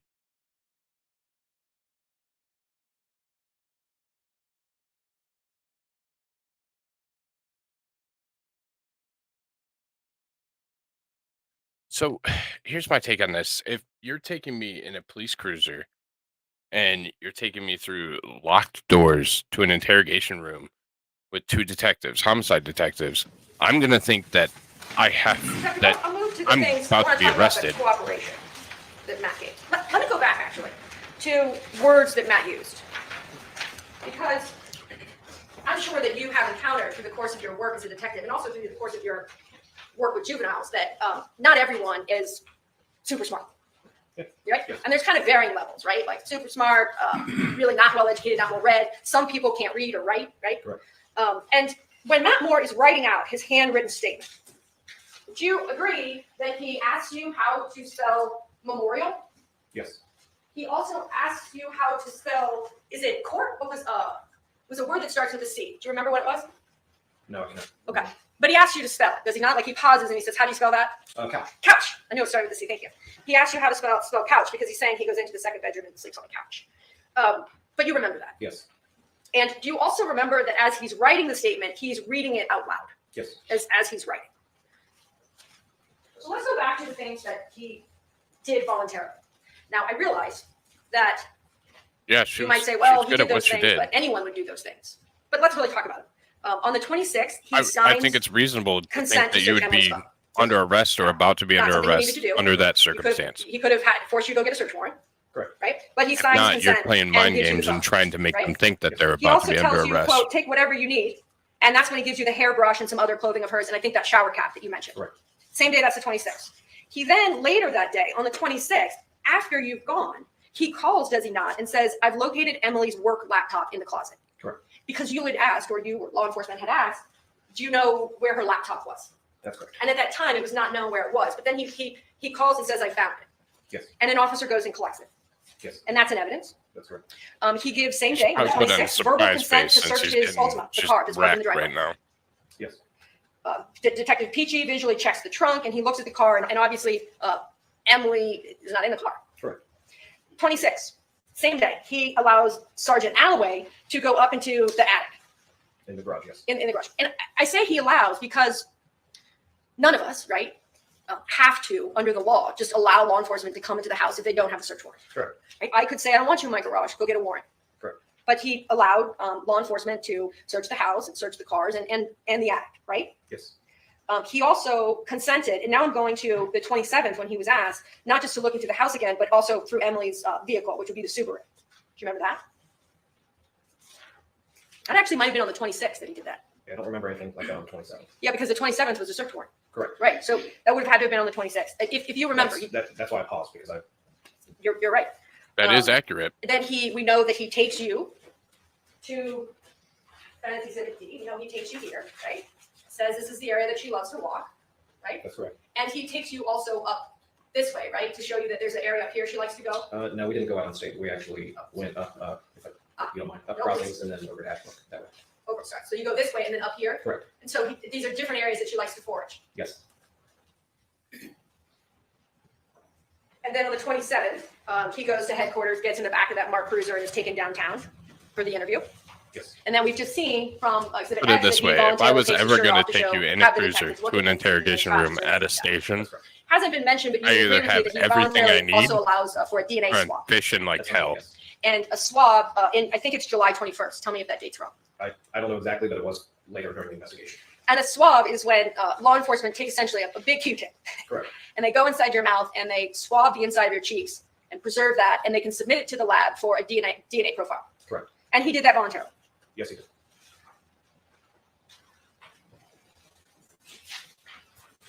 Now,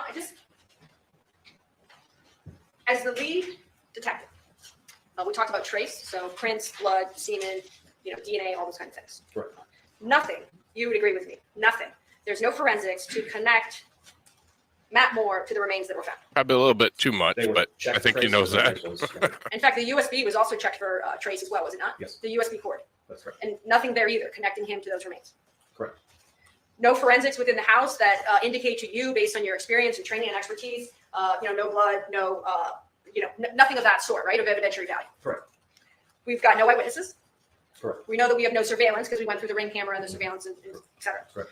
And we talked about, as a refresher, we talked about the bank accounts and the money piece. We know that there was a joint account and Emily had her own account as well. Yes. And in both accounts, there was roughly some $90,000.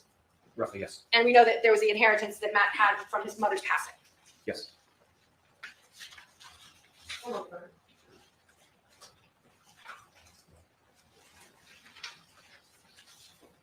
And then just same question with respect to physical evidence, right? There's trace and then there's physical evidence. No physical evidence either tying Matt to the remains, correct? Correct. Nothing further. Oh, wait. Yes. Sorry. We got the gloves out. You thought you were going to get off scot. I did. I'd like to just open two items of evidence, and I've got a pair of gloves up there for you. Showing you, we'll start with this.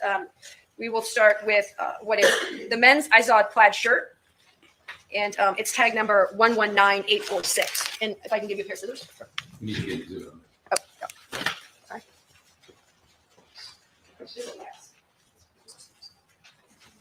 Oh, yeah.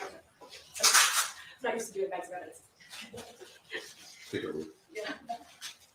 I think, are we on? Why? Why? Exclusivity. I'll mark this as defendant's exhibit Y. And I know I don't have tape up here, but I do have the scissors to open it up. Detective, if you could, and it appears, does it not? We had talked earlier about some protocol. When someone bags the evidence, they initial it, right? They label it. There's also a computer-generated tag on it. That's correct. And then on the back, if you see, there's a date of 8/5/22. Does it sound familiar that that's the day that I looked at the physical evidence? That's correct. And this bag was opened on that day, which corresponds with the date that's seen on the bag. That's correct. And it's sealed back up, and then there's some initials there. That is my signature, yes. Okay, so if you could open that up for the jury.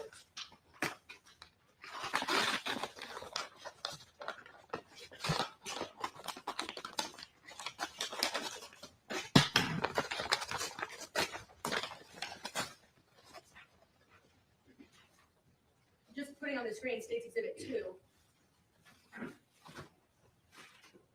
Detective, showing on the screen there, does this appear to be the same, at least in appearance, shirt as depicted in the photograph from May 24th? Yes, it does. And if I could, this is a short sleeve shirt. That's correct. And remember, I had asked you about, when we looked at the physical evidence, if there was a mask inside, and you weren't in the room, but Correct. it does appear that there is a cloth mask Yes. in the left chest pocket. Yes. And I'm sure that law enforcement looked at the shirt for any like rips or tears or anything of the like. That's correct. And there was none seen or found. Correct. And this is indicated by the evidence label was located in the hamper in the second bathroom. That's correct. Thank you.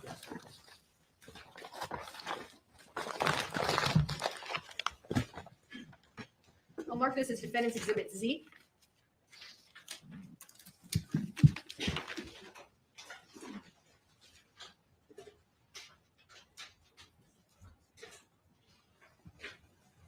Detective, could you read what that white tag says to the jurors? Tag number 119848, case number 2020-000-12540. Description: denim skirt, room C, storage location AC. And then there's a barcode after that. Thank you. And room C, as you recall it from the search on the 27th, is what room? The master bedroom. And if you could.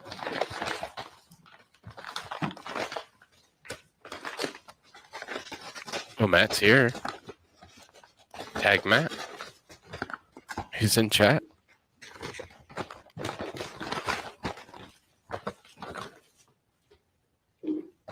Thank you. And do you remember when you watched the Hollis body cam? There was a point when Matt Moore went into the closet and was like, "This is a skirt that she was wearing last night." Yes. You, it is your belief, is it not, that this is the same skirt that was held up in the video? Yes.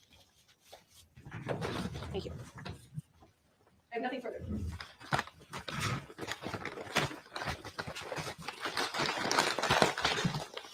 We ready?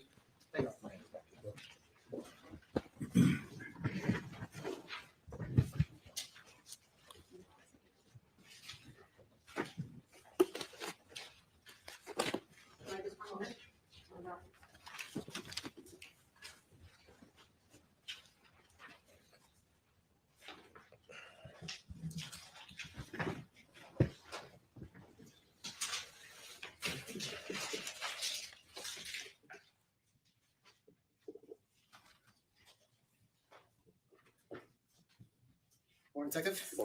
I want to talk first about, you were asked a little bit about some previous testimony that you gave. Yes, sir. Can you tell us what the nature of that hearing was? It was a deposition out of a civil issue that had been going on between Matt Moore and Amy Thomas. And you indicated that was in probate court? Yes, sir. Generally speaking, was there litigation ongoing about what happens to Emily's assets, Yes. including who ends up with the condo, the money, anything else, that kind of thing? Yes, sir. During that, you were asked about whether the area around where the body was found had been searched. Correct. And was the general area along the sidewalk and the eastern part of those woods searched during your investigation? Yes, it was. 100%. Any time were you or any other Every officer time. from the Westboro Police Department in the western part of those woods during this investigation before the remains were found? No, we were not. You were asked some questions about FMLA, the Family Medical Leave Act. You call that? Full disclosure, I did reach out to the prosecution because obviously I would love to talk to them. They're probably too chicken shit to talk to me, but if they ever do, you'll know about it. Matt, if you're hanging out still, Shenny said, I'd love to know what Matt was thinking when the guy was up there. How hard was it not to just yell at him for having no brain cell? She says she's behaving, but that's debatable. So if you're around, How tough was it to not say something to really any of these assholes? It would have been hard for me. It really would have been. That? Yes, sir. Are you aware of the circumstances under which someone can take FMLA leave? I'm not well versed enough to provide a full explanation on it. No, sir. You were asked generally about whether it can be taken if somebody has a physical or a mental disability. Correct. Remember that question? That's correct. Are you aware whether you can take Family Medical Leave Act if a spouse or a family member is the one that has a mental or physical disability? I've heard that. Yes, you can. And are you aware whether or not Emily was required to go to counseling for Family Medical Leave Act? I'm sorry. Can you repeat? Are you aware whether or not Emily was required to go to counseling in order to qualify for Family Medical Leave Act? I'm not aware. All right. I don't believe you'd have We were to. asked questions about a traumatic brain injury that the defendant allegedly had at some point. You remember those questions? Yes. Did you, during your investigation, were you aware of where that Oh man, would be one hell of an interview. Yes. and where was that? Sir? In New York State. That's it. Questions ready. Do you recall any of the? I mean, I would be circumstances in which this respectful. traumatic I brain injury I was would talk to him. alleged to I would. have occurred? I just think what he's doing is It bullshit, occurred and I'd during call a him on very it. severe So- car crash. And when about was that? They car would crash? never. They would never talk to me. 1986. Did you reach out to anyone to attempt to obtain records related to that crash? I did. And who was that, sir? The troopers from New York State. And did you make multiple requests to see if they had any records related to this car crash in 1986? I did. And were you able to obtain any records relating to that crash? No, I was not.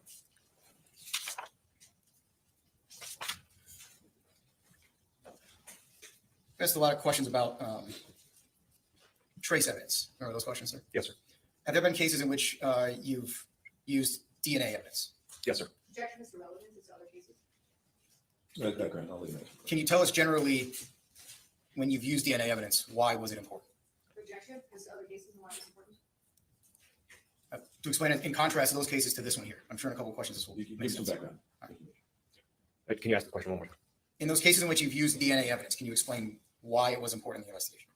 It's important because it essentially can tie a suspect that you have to a case, and they'll give it in the odds of frequency of it occurring, like 1 in 47 million chance occurrence, something like that, to where we're able to use DNA in cases such as like sex offenses and stuff like that, where we don't have an independent witness, any other corroborating evidence. It is just a very, very good piece of evidence for us to use.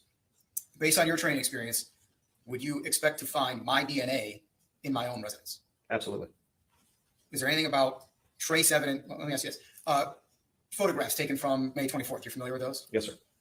Did those photographs show Emily Noble and the He's defendant? just floundering. He has contact no with each other? line of questioning, nothing yes. to go off from. He's Is just there anything saying in finding words, hoping Emily to Noble's DNA on a shirt or other Hoping items to in the hit house? Would that tell you anything about your investigation? one good This particular dart. investigation? DNA coming from clothing out of her own house? No, it wouldn't tell me anything. You asked a lot of questions about different rugs and things or towels that were in the house. That's All those correct. questions. Did any of those? That's incredibly telling because what he's saying is it wouldn't tell him anything. So that lets you know right there their singular focus that they never looked for anyone else because yeah, if you did DNA and it was someone else, then that would have indicated something. It wouldn't have if it was Matt or her, but it certainly would have if it was somebody else, if there was a third party. So there is some benefit to doing DNA. If you don't have anything that's seriously ties anybody to the act, then yeah, DNA would be helpful to see if there was a third party. On visual review of those, was there anything that stood out that needed to be sent away for testing? No, sir. Can you explain that to the jury, please? Part of what we do during search warrant is obviously visual. I can't even talk anymore. Visual examination of items such as that, just to see if they had collected blood, anything like that of that relevance. Detective Leckie also used a luminol type product just to verify that there wasn't any unseen blood that used to have been there on that item at one point that can no longer, be seen by the naked human eye. Based on the search that occurred of the condo, was there any reason for your investigation to send those items away for testing? No, sir. Were other items from the house checked for stains, specifically in the bedroom? Yes, sir. And do you recall anything about what was found in there? Nothing out of the ordinary. Were there sheets collected from the bed? There were. And were those sent away for testing? Yes, they were. And why was that, sir? just to see if there's any blood. Laundering is an understatement. Post the attorney and Was there the any cop blood found? did the same thing in Dateline interview. If And those it sheets that screwed were the case that collected, bad, were I would witnessed. decline to speak on camera to any news show. You would think so, but they're narcissists. Often. You were asked lots of questions about John Kramer. Do you recall those? Yes, sir. And you were asked with regard to what specifically Mr. Kramer had told you. That's correct. Did Mr. Kramer tell you about observing the defendant smoking in the condo? Yes, he did. Did Mr. Kramer tell you about overhearing an argument? Yes, he did. Did Mr. Kramer tell you about seeing Emily on the night of May 24th? Yes, he did. And did he tell you that was the last time he was sure that he'd seen her? That's correct. And did he tell you at that time that she was going for a walk? That's correct. Did he tell you that he was not sure that he had seen her the morning of May 25th? I'll say that. Go ahead.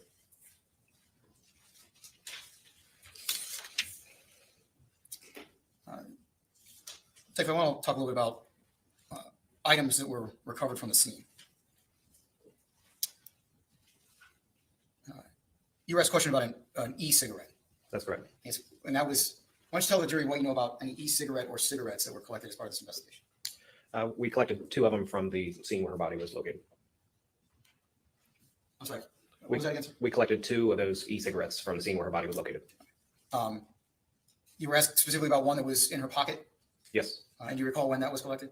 It was collected when she was taken to Montgomery County coroners for the autopsy. So one e-cigarette in her pocket of her clothing. Correct. Was there another e-cigarette that was located? There was. And where was that, sir? It was away from her body on right near a log, close to her left knee, essentially for placement purposes. So near to the remains? Yes, sir. Would that item have been collected by PCI when they were processing the scene? Yes, it was. Well, there are 2 separate e-cigarettes that we're talking about. One located on the scene, one that was in her pocket. Yes, sir.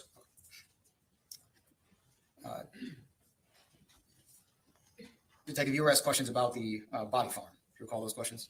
Yes, sir, I do. And what was your understanding of their conclusion?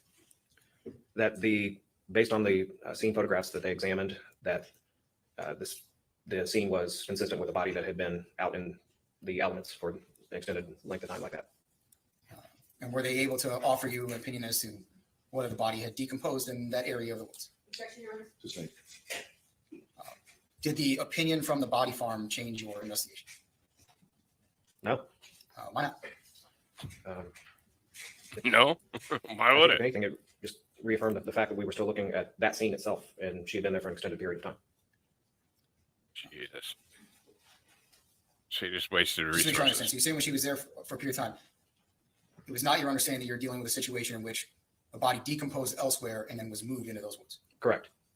And so what kind of things are you aware of as being part of sensory observations of a body that's decomposed? Oh, damn it, Were I- Deez. Was I aware of? As a body decomposes, what, I think you need to do a little more foundation. based on your training experience, Mhm. are you familiar with bodies decomposing generally? Yes, sir.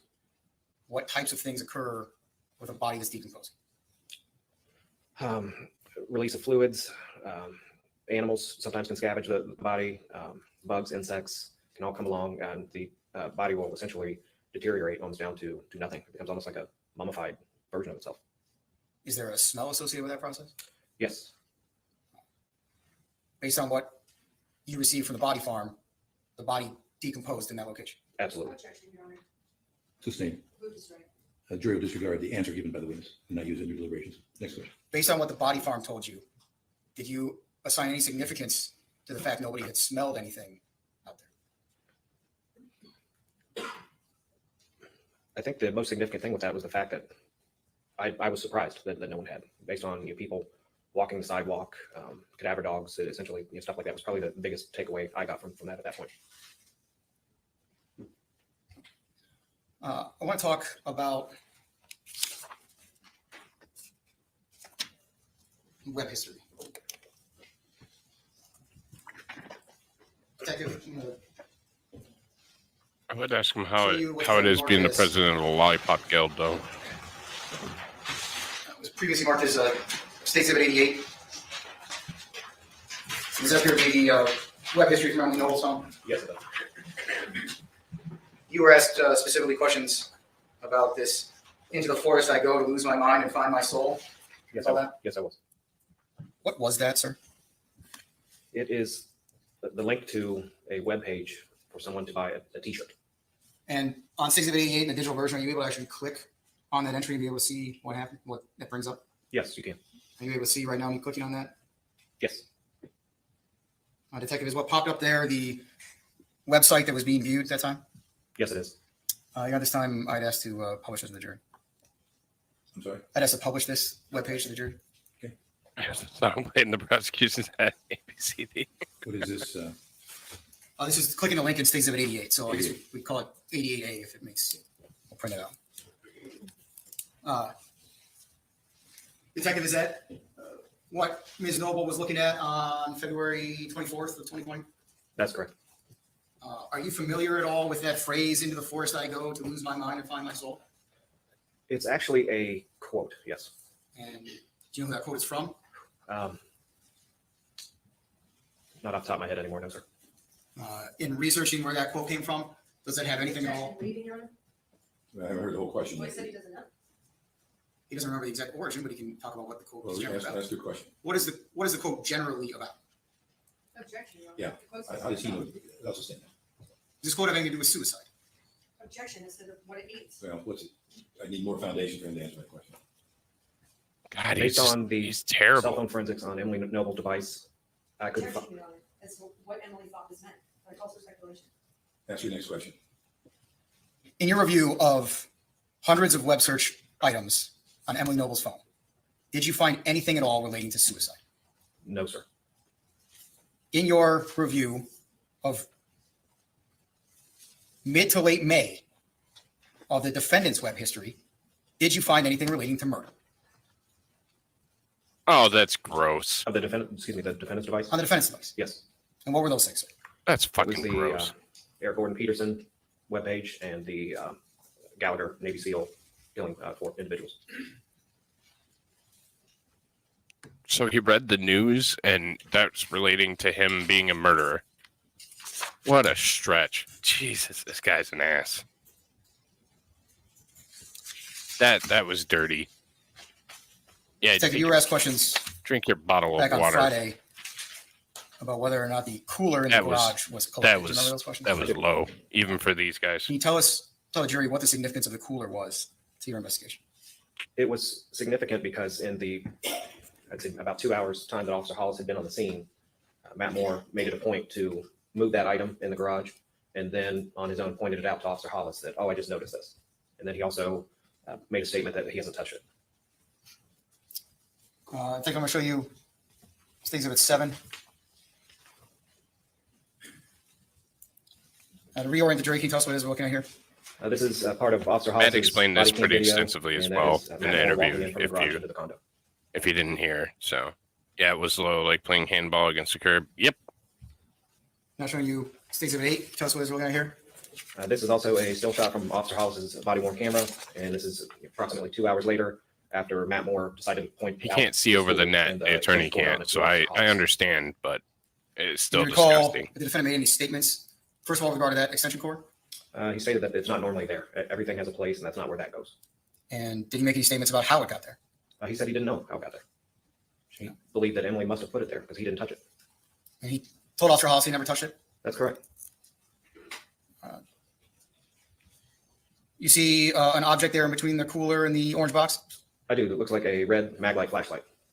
And was that flashlight visible at any time when Officer Hollis initially was inside the garage? No, it was not. Detective, do you know what was inside the cooler? He had opened it for Officer Hollis and showed him a bottle. I don't know if it was a plastic bottle or glass or what, but he showed him bottles of some of the spring water that they had collected the day before from Buckville, Ohio. Were the contents of the cooler significant to your investigation? No, not at all. Was there any need for that cooler to be collected as evidence? No, it served no evidentiary value of the cooler itself, no. Then why'd you make such a big So then deal what is about the it? evidentiary value of what we're looking at here? The bigger value of this is that Matt Moore is staging the scene at this point and lying to police officers, which in previous cases that I've dealt with, Your Honor, objection is to previous cases. Oh, come on. Sustained. Move to strike that. That's Zero low. disregard the comment.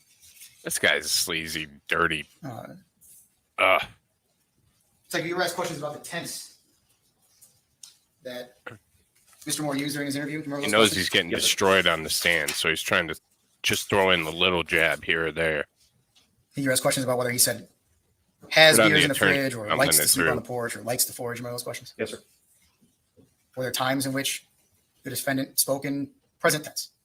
Yes, Were there times that he spoke in past tense? absolutely. And when were those times, sir? When he talked about times that he had loved her.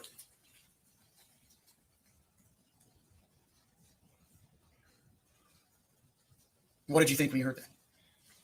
What did I? Sustained. Did you believe, for the purpose of your investigation, that it was significant that he had spoken in past tense? Absolutely. Why? Sustained. We've established he thought it was significant. Detective, you were asked one moment.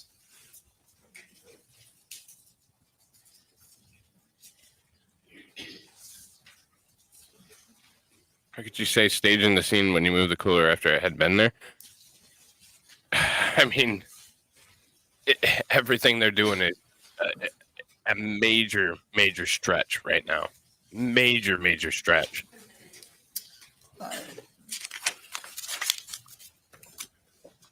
Detective, you were able to review Officer Hollis's body cam.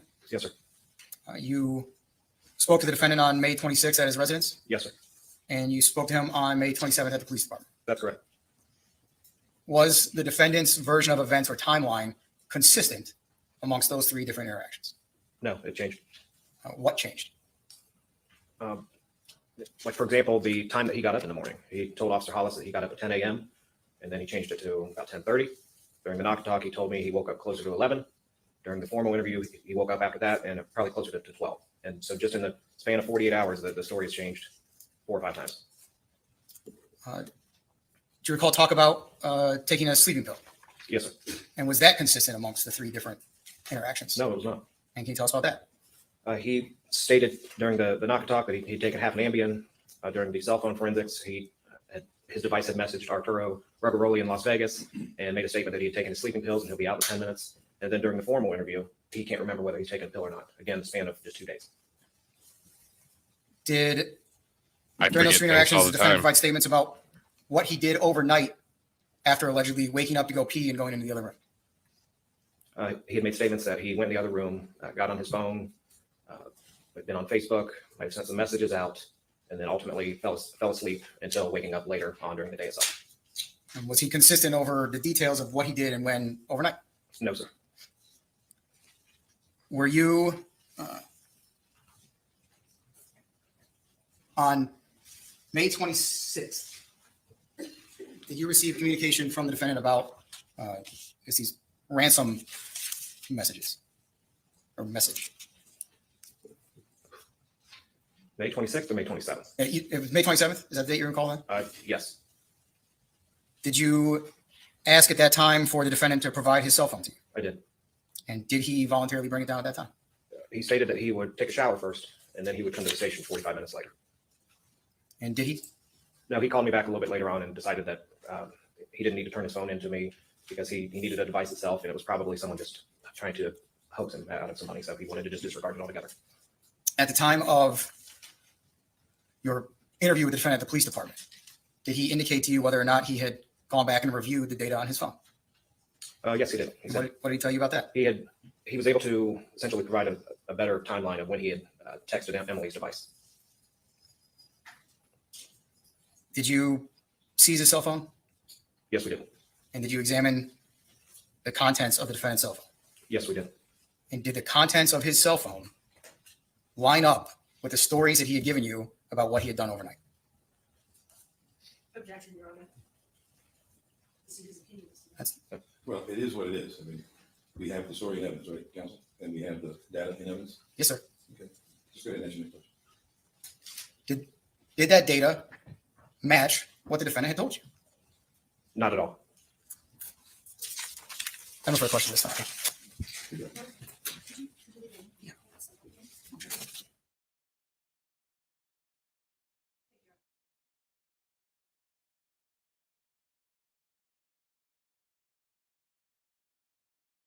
I didn't like any of that exchange at all. None of that exchange.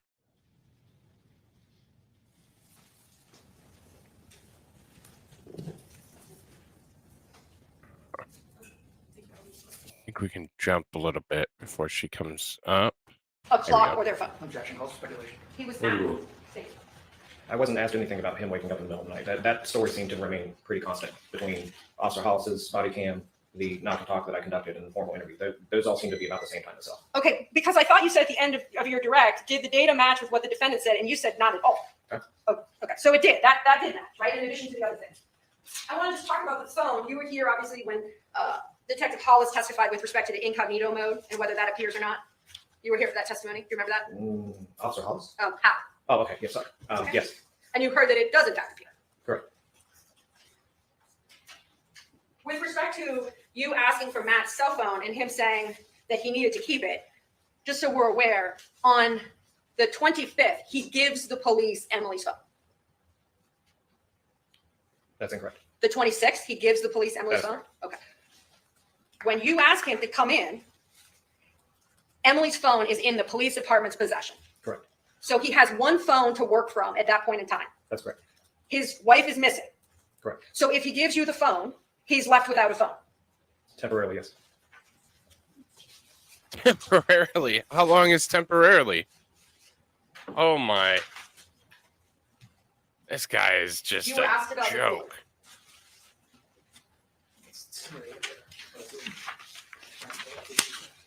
This picture right here. Oh. Sorry. I want to show that. You're trying to get stages that are 7 and 8. This is cooler. Oh.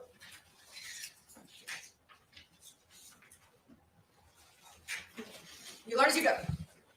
Just so I'm clear, this is State's Exhibit 7 or 8. The cord is on top of the cooler, correct? That's correct. Trying to go to the marked State's Exhibit 8.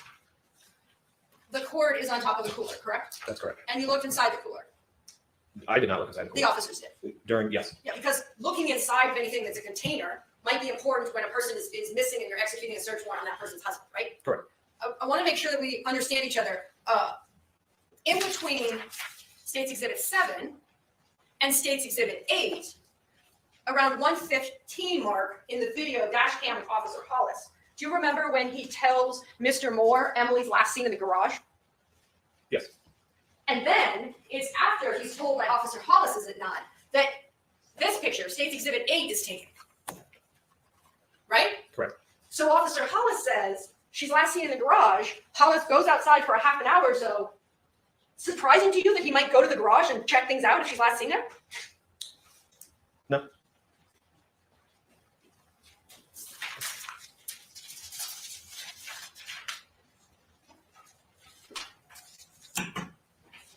You were asked about the web searches.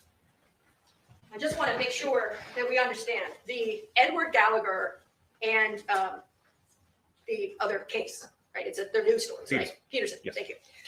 Pedersen, I think it's Pederson. Separate from those, because you were asked the question about, is there anything on his phone for murder? You would agree, would you not, that typing in the word murder was never done on Matt Moore's phone during the time frame when you have those records? That's correct. Typing in how to stage a suicide, never done on Matt Moore's phone. That's correct. Typing in how to hang or hanging, never done on his phone. Correct. Hyoid bone, fracture in the face, never done on his phone. That's correct. You were asked about smell and the UT Body Farms report and timing. I want to be clear about those two things separately. You have no reports from anyone in or around the area of Memorial Day that they smelled anything out of the ordinary. Not that I'm aware of. No. Back to the body farm with respect to where the body decomposed. Okay.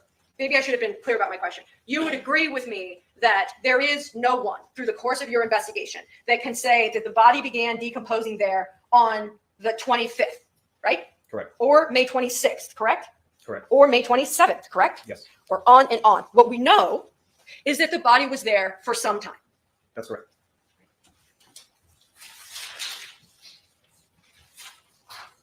You were asked about DNA evidence. One of the benefits of DNA, wouldn't you agree with me, is that it has some integrity to it, meaning that if there's DNA on the sheets, I can't just wipe it away. That's fair. Yes. Right. And sometimes, I'm sure you know through your training and experience and expertise, is that you can even wash some things sometimes and DNA doesn't go away. I can't recall the time that if you wash something that it didn't wash DNA away. Okay. But DNA has some integrity to it, right? Like I can't just go like this and make it go away. That's correct.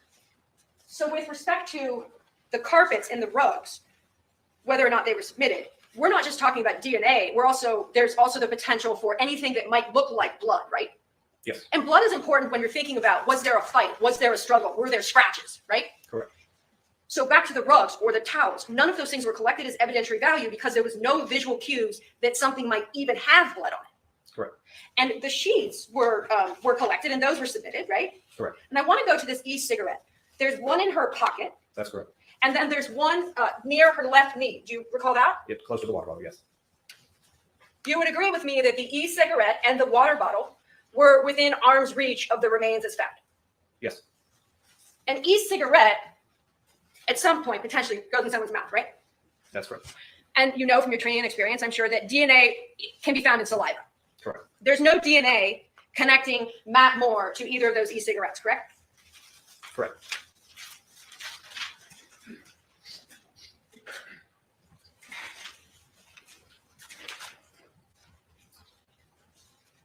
Similarly, you were asked questions about would you expect to see DNA in the house? And I think I've covered that separate and apart from DNA, there's no serology, there's nothing blood-wise in the house. There's nothing to indicate that it was a crime scene. Right. Nothing to indicate that it was a crime scene. So then let's go back to the scene where the remains were found. Separate from would you expect to see DNA on clothing in the house is that the USB cord was tested for DNA, right? It was. And presumably there was knots in that USB cord. Was there not? At least there was at least one knot. Correct. And so obvious common sense question, to tie a knot requires me to hold the USB and maneuver it in such a way where my hands are on the cord, are they not? Correct. And the cord is tested and Matt Moore is not connected to the cord. There was no DNA at all found on it. Thank you. Nothing further. All right, ladies and gentlemen, if you have questions for this witness, then I'll be time to.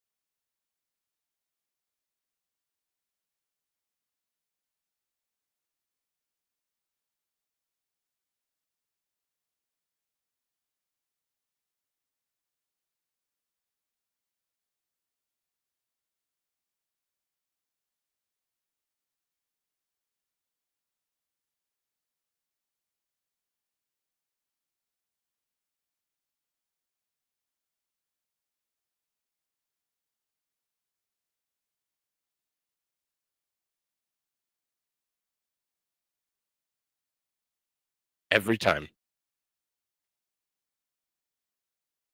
This looks like this is a long one.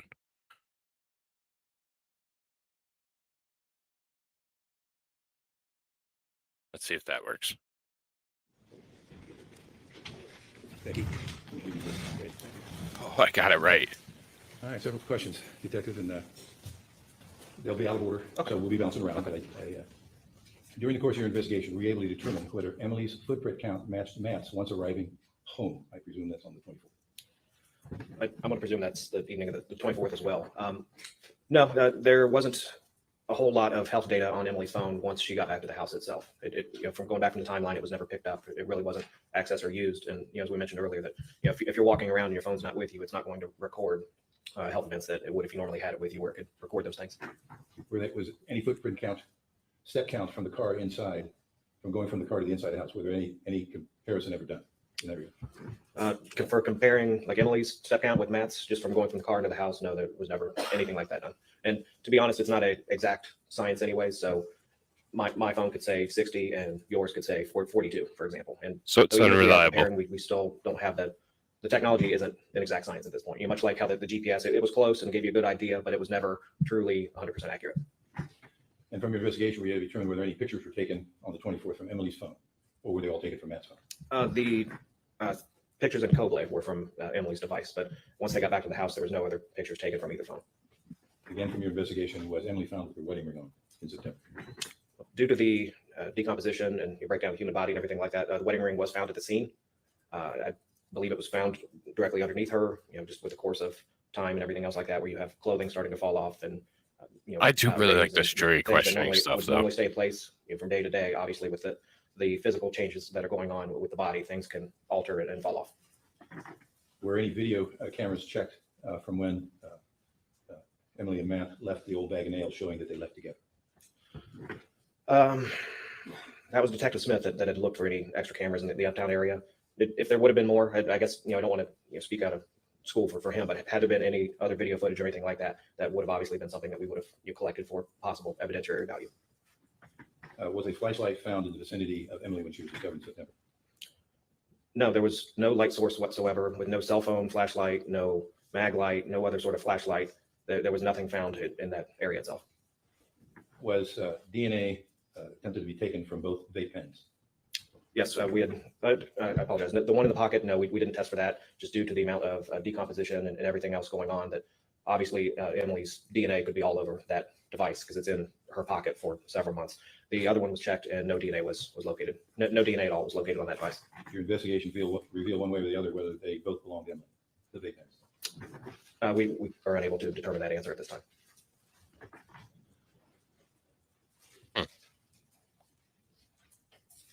Were there any prior checks written to Pulver or Rigoroli prior to May of 2020? We couldn't find any other checks that had been written to either one of those individuals. Did you determine whether Emily's alarm app was turned off manually? No, I was unable to figure that out at this point. So no, all we have is that the 6 o'clock alarm and the screen lights up, but we don't have any other activity showing that the phone was unlocked or anything else at this time. The flashlight in the garage that's been identified, were any fingerprints taken from that? Any is? We did not fingerprint the red. I'm assuming the red mag light that was in the video footage. No, we didn't take any fingerprints or anything like that. Was there any DNA of Emily's found on the water bottle or e-cigarettes? So nothing, again, for the e-cigarette itself. We did test the water bottle, and again, we're unable to get any sort of DNA on the exterior of that thing. We've had evidence of certain devices that were obtained and forensically reviewed. Were there any other devices searched, such as iPads, laptops? Did they reveal anything? So yes, Detective Peachy was actually the one to do the forensics on the computer, work computer, things like that. And there was no other items of evidentiary value located on any other electronic devices. Yeah, you went to the scene on September 16th, correct? That's correct. Did you get any cuts or scratches on your arms or hands at that time? I did not have any cuts, scratches, or anything else. And I also was wearing a short sleeve shirt at that time, and I had no sort of cuts or injuries. Did your investigation reveal if anyone other than Matt used his phone prior to May 25th, 2020? We don't have any other information suggesting that someone else would have used that device. There's been some testimony about 2 cases that were accessed on the web. 2 cases, I think, with Mr. Pedersen and Mr. Gallagher. Did you have an opportunity to review the details of what that material reflected? Just yes or no?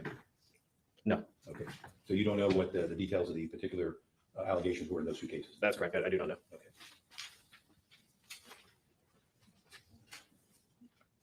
After Emily was discovered, was another search of the home done to establish where the USB cord might have come from? No other search was done. I did reach out to his attorney about the USB itself. During your investigation, were you able to determine if any electronic device cords were missing from 46 Abbey Cross? We were unable to locate any sort of information like that.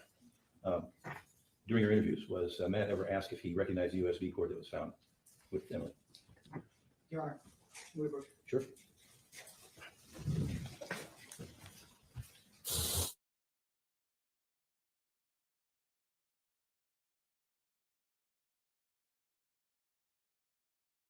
I believe that the defense or the prosecutor's gonna ask him more questions at this point, and then that'll be lunch.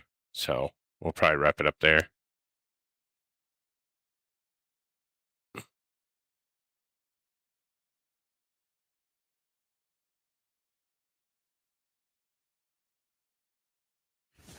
Of course, sir. Okay, switching gears again. Why does the jury get to question the witness? Apparently, that's how they do it in Ohio. Matt, the ransom messages. No, we did not. It's common practice in Ohio. Was Matt's number listed anywhere for people to contact him if they had news of Emily's disappearance, or was the police department number listed? Matt's cell phone number was listed on the flyers that were handed out.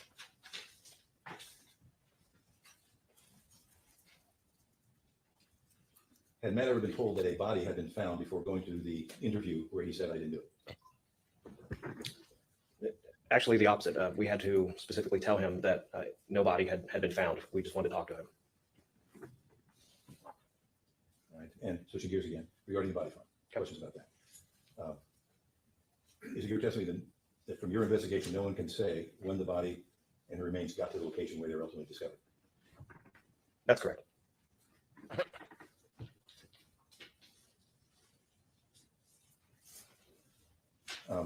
I think this is an interesting question. Defense kept asking about the night of May 25th, morning of May 26th, when it came to people, hearing arguments, cameras, clothing, etc. Your same answers that you gave apply to May 24th and 25th. That's correct. We don't have any other information to suggest any other arguments or anything like that otherwise. Wow.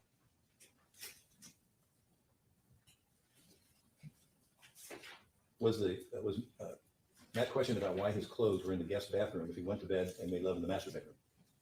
I'm sorry, what was the first part of the question? The question is, was Matt questioned about why his clothes were in the guest bathroom if he went to bed and made love in the master bedroom? Very good question, but no, he was not questioned about that. Okay, you're going to have to dig to answer this question. I don't like that. There were 2 minutes between 9:44 p.m. text and the display turning on at 9:46 p.m. Is there any way to tell if the screen was manually turned on or automatically turned on? No, the timeline just shows the fact that it was turned on itself. It doesn't determine how it was done. Okay, and I guess you've answered this question, and correct me if I'm wrong, regarding displays 11:54 to 11:56 and 2:58 to 3 a.m. Same answer. Same answer, yes. Does the cell phone that was forensically reviewed show what activated Emily's speaker from 10 a.m. to 5 p.m. May 25th, 2020? No, I was unable to provide an answer for that for myself as well.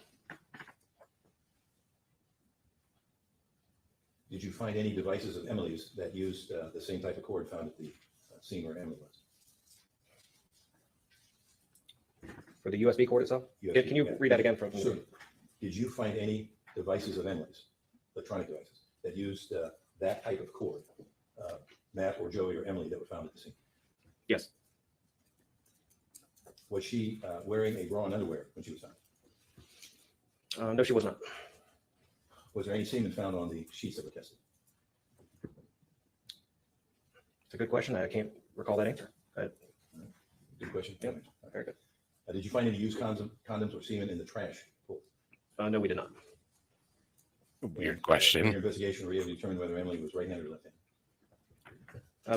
I actually asked this question specifically to Amy Thomas, her sister, and she said that she was primarily left-handed, but would also do things such as golfing and stuff like that, right-handed as well. There was no indication that there was any rape or sexual assault. I don't know why they're asking him.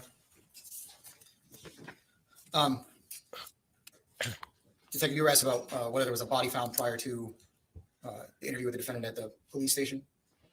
That's correct. When was the interview at the police station? The interview at the police station was Wednesday, May 27th, and the body wasn't recovered until September. You were asked a question about flyers that were handed out. Can you talk about those to the jury, please? About the flyers having phone numbers on them? Yes, sir. Okay, yes. Flyers were handed out that had a Matt Moore cell phone number on it, and it said also, or you can contact the Westerville Police Department, but there was no number listed that I was ever aware of. And then you were asked about devices that used that type of cord. Can you talk more about what was found with regard to that? So there Hey, were Jiminy. 3 old LG cell phones that were recovered from the residence, tucked away in a drawer somewhere without the paperwork. I don't want to specifically say which room it was in, but it was located in Abbey Cross Drive. And obviously the one end of the USB is the standard square USB that we all recognize. And then the other end itself would actually plug into those LG phones. You don't recall specifically where those phones were recovered inside the residence? Not off the top of my head, no, sir. I have no further questions. Good. With respect to the questions about the clothing that she was found in, I know when I reviewed the physical evidence with you, we looked at that black tank top. Yes. When I say tank top, though, would you agree with me that it's one of those tank tops that has a strap with like a little where you can adjust to the back? Yes. It's not like a loose, flowy shirt, right? Correct. And that's what Emily's remains were found in. Correct. And the wedding rings were collected in evidence. Yes. Want to just go back to your ask about the Pedersen or Gallagher. If you remember, the Pedersen case was a random stabbing case. Do you remember that? I don't recall that. And do you remember that the Gallagher case was about a sniper in Iraq that was charged with killing people during war? Do you remember that? I didn't read all the details now. There was a question with respect to whether the alarm was manually turned off or not. I just want to make sure the jurors know that we had talked earlier about usage versus user activity. Do you remember that? Yes. If someone unlocked the phone, that would show up as user activity, would it not? Right. Nothing further. Thank you, Your Honor. You may sit down. Thank you. All right. Good call. Let's come back at 1:30. Remember, first admonition. Have a good one. All right, ladies and gentlemen. So that is day 4. And they're going to go to lunch. So we'll cut it there and we'll pick up the second half of day 4 next Monday. We're getting there. We're getting there. So I'm looking, there's day 4, 5, 6, 7, and 8. Days actually get a little bit longer as we go until the last day. So we have 3, and we've been doing a half each day. So 7 weeks? 7 weeks. 7 weeks and we'll be through it all. But no, I think it's been an interesting case. I'm really excited to switch over to the other side of things. I'd love to see what the defense can put up, and apparently we're supposed to see some fireworks. So I'm excited for that as well. But that is a lot of streaming that I've done today. So I am going to cut it off, and I'm going to go watch a little bit of football and then sleep. That sounds great. Thank you everybody for hanging out with me. Share what meme? No, I'm not sharing that meme. I said it was funny, but I'm not sharing that meme. Here, let me. I do have something, though, I think. Let me see. Save it for Hayden. I have a cute meme that we can end the day with. Since everything seems to be doom and gloom and terrible, why don't we end the day with a good meme or a good video? And I'm just gonna let it play out, and then we'll end the stream there. So thank you guys so much for stopping by. Lions on Monday Night Football tonight, so they're actually up by 12-19 now. They're up by 19. Oh, it looks like it's coming back though. So yeah, I'll let this play us out. You guys have a wonderful, wonderful afternoon, evening. No stream tomorrow, but I will stream on Wednesday. And yeah, sounds good. So have a good night, everybody, and I will catch you all soon. Shit, wrong one. There we go. 街にまた今日は特別な日日常から少しは見 I didn't listen to the music. My apologies. I just like the dogs. All right, y'all. Good night.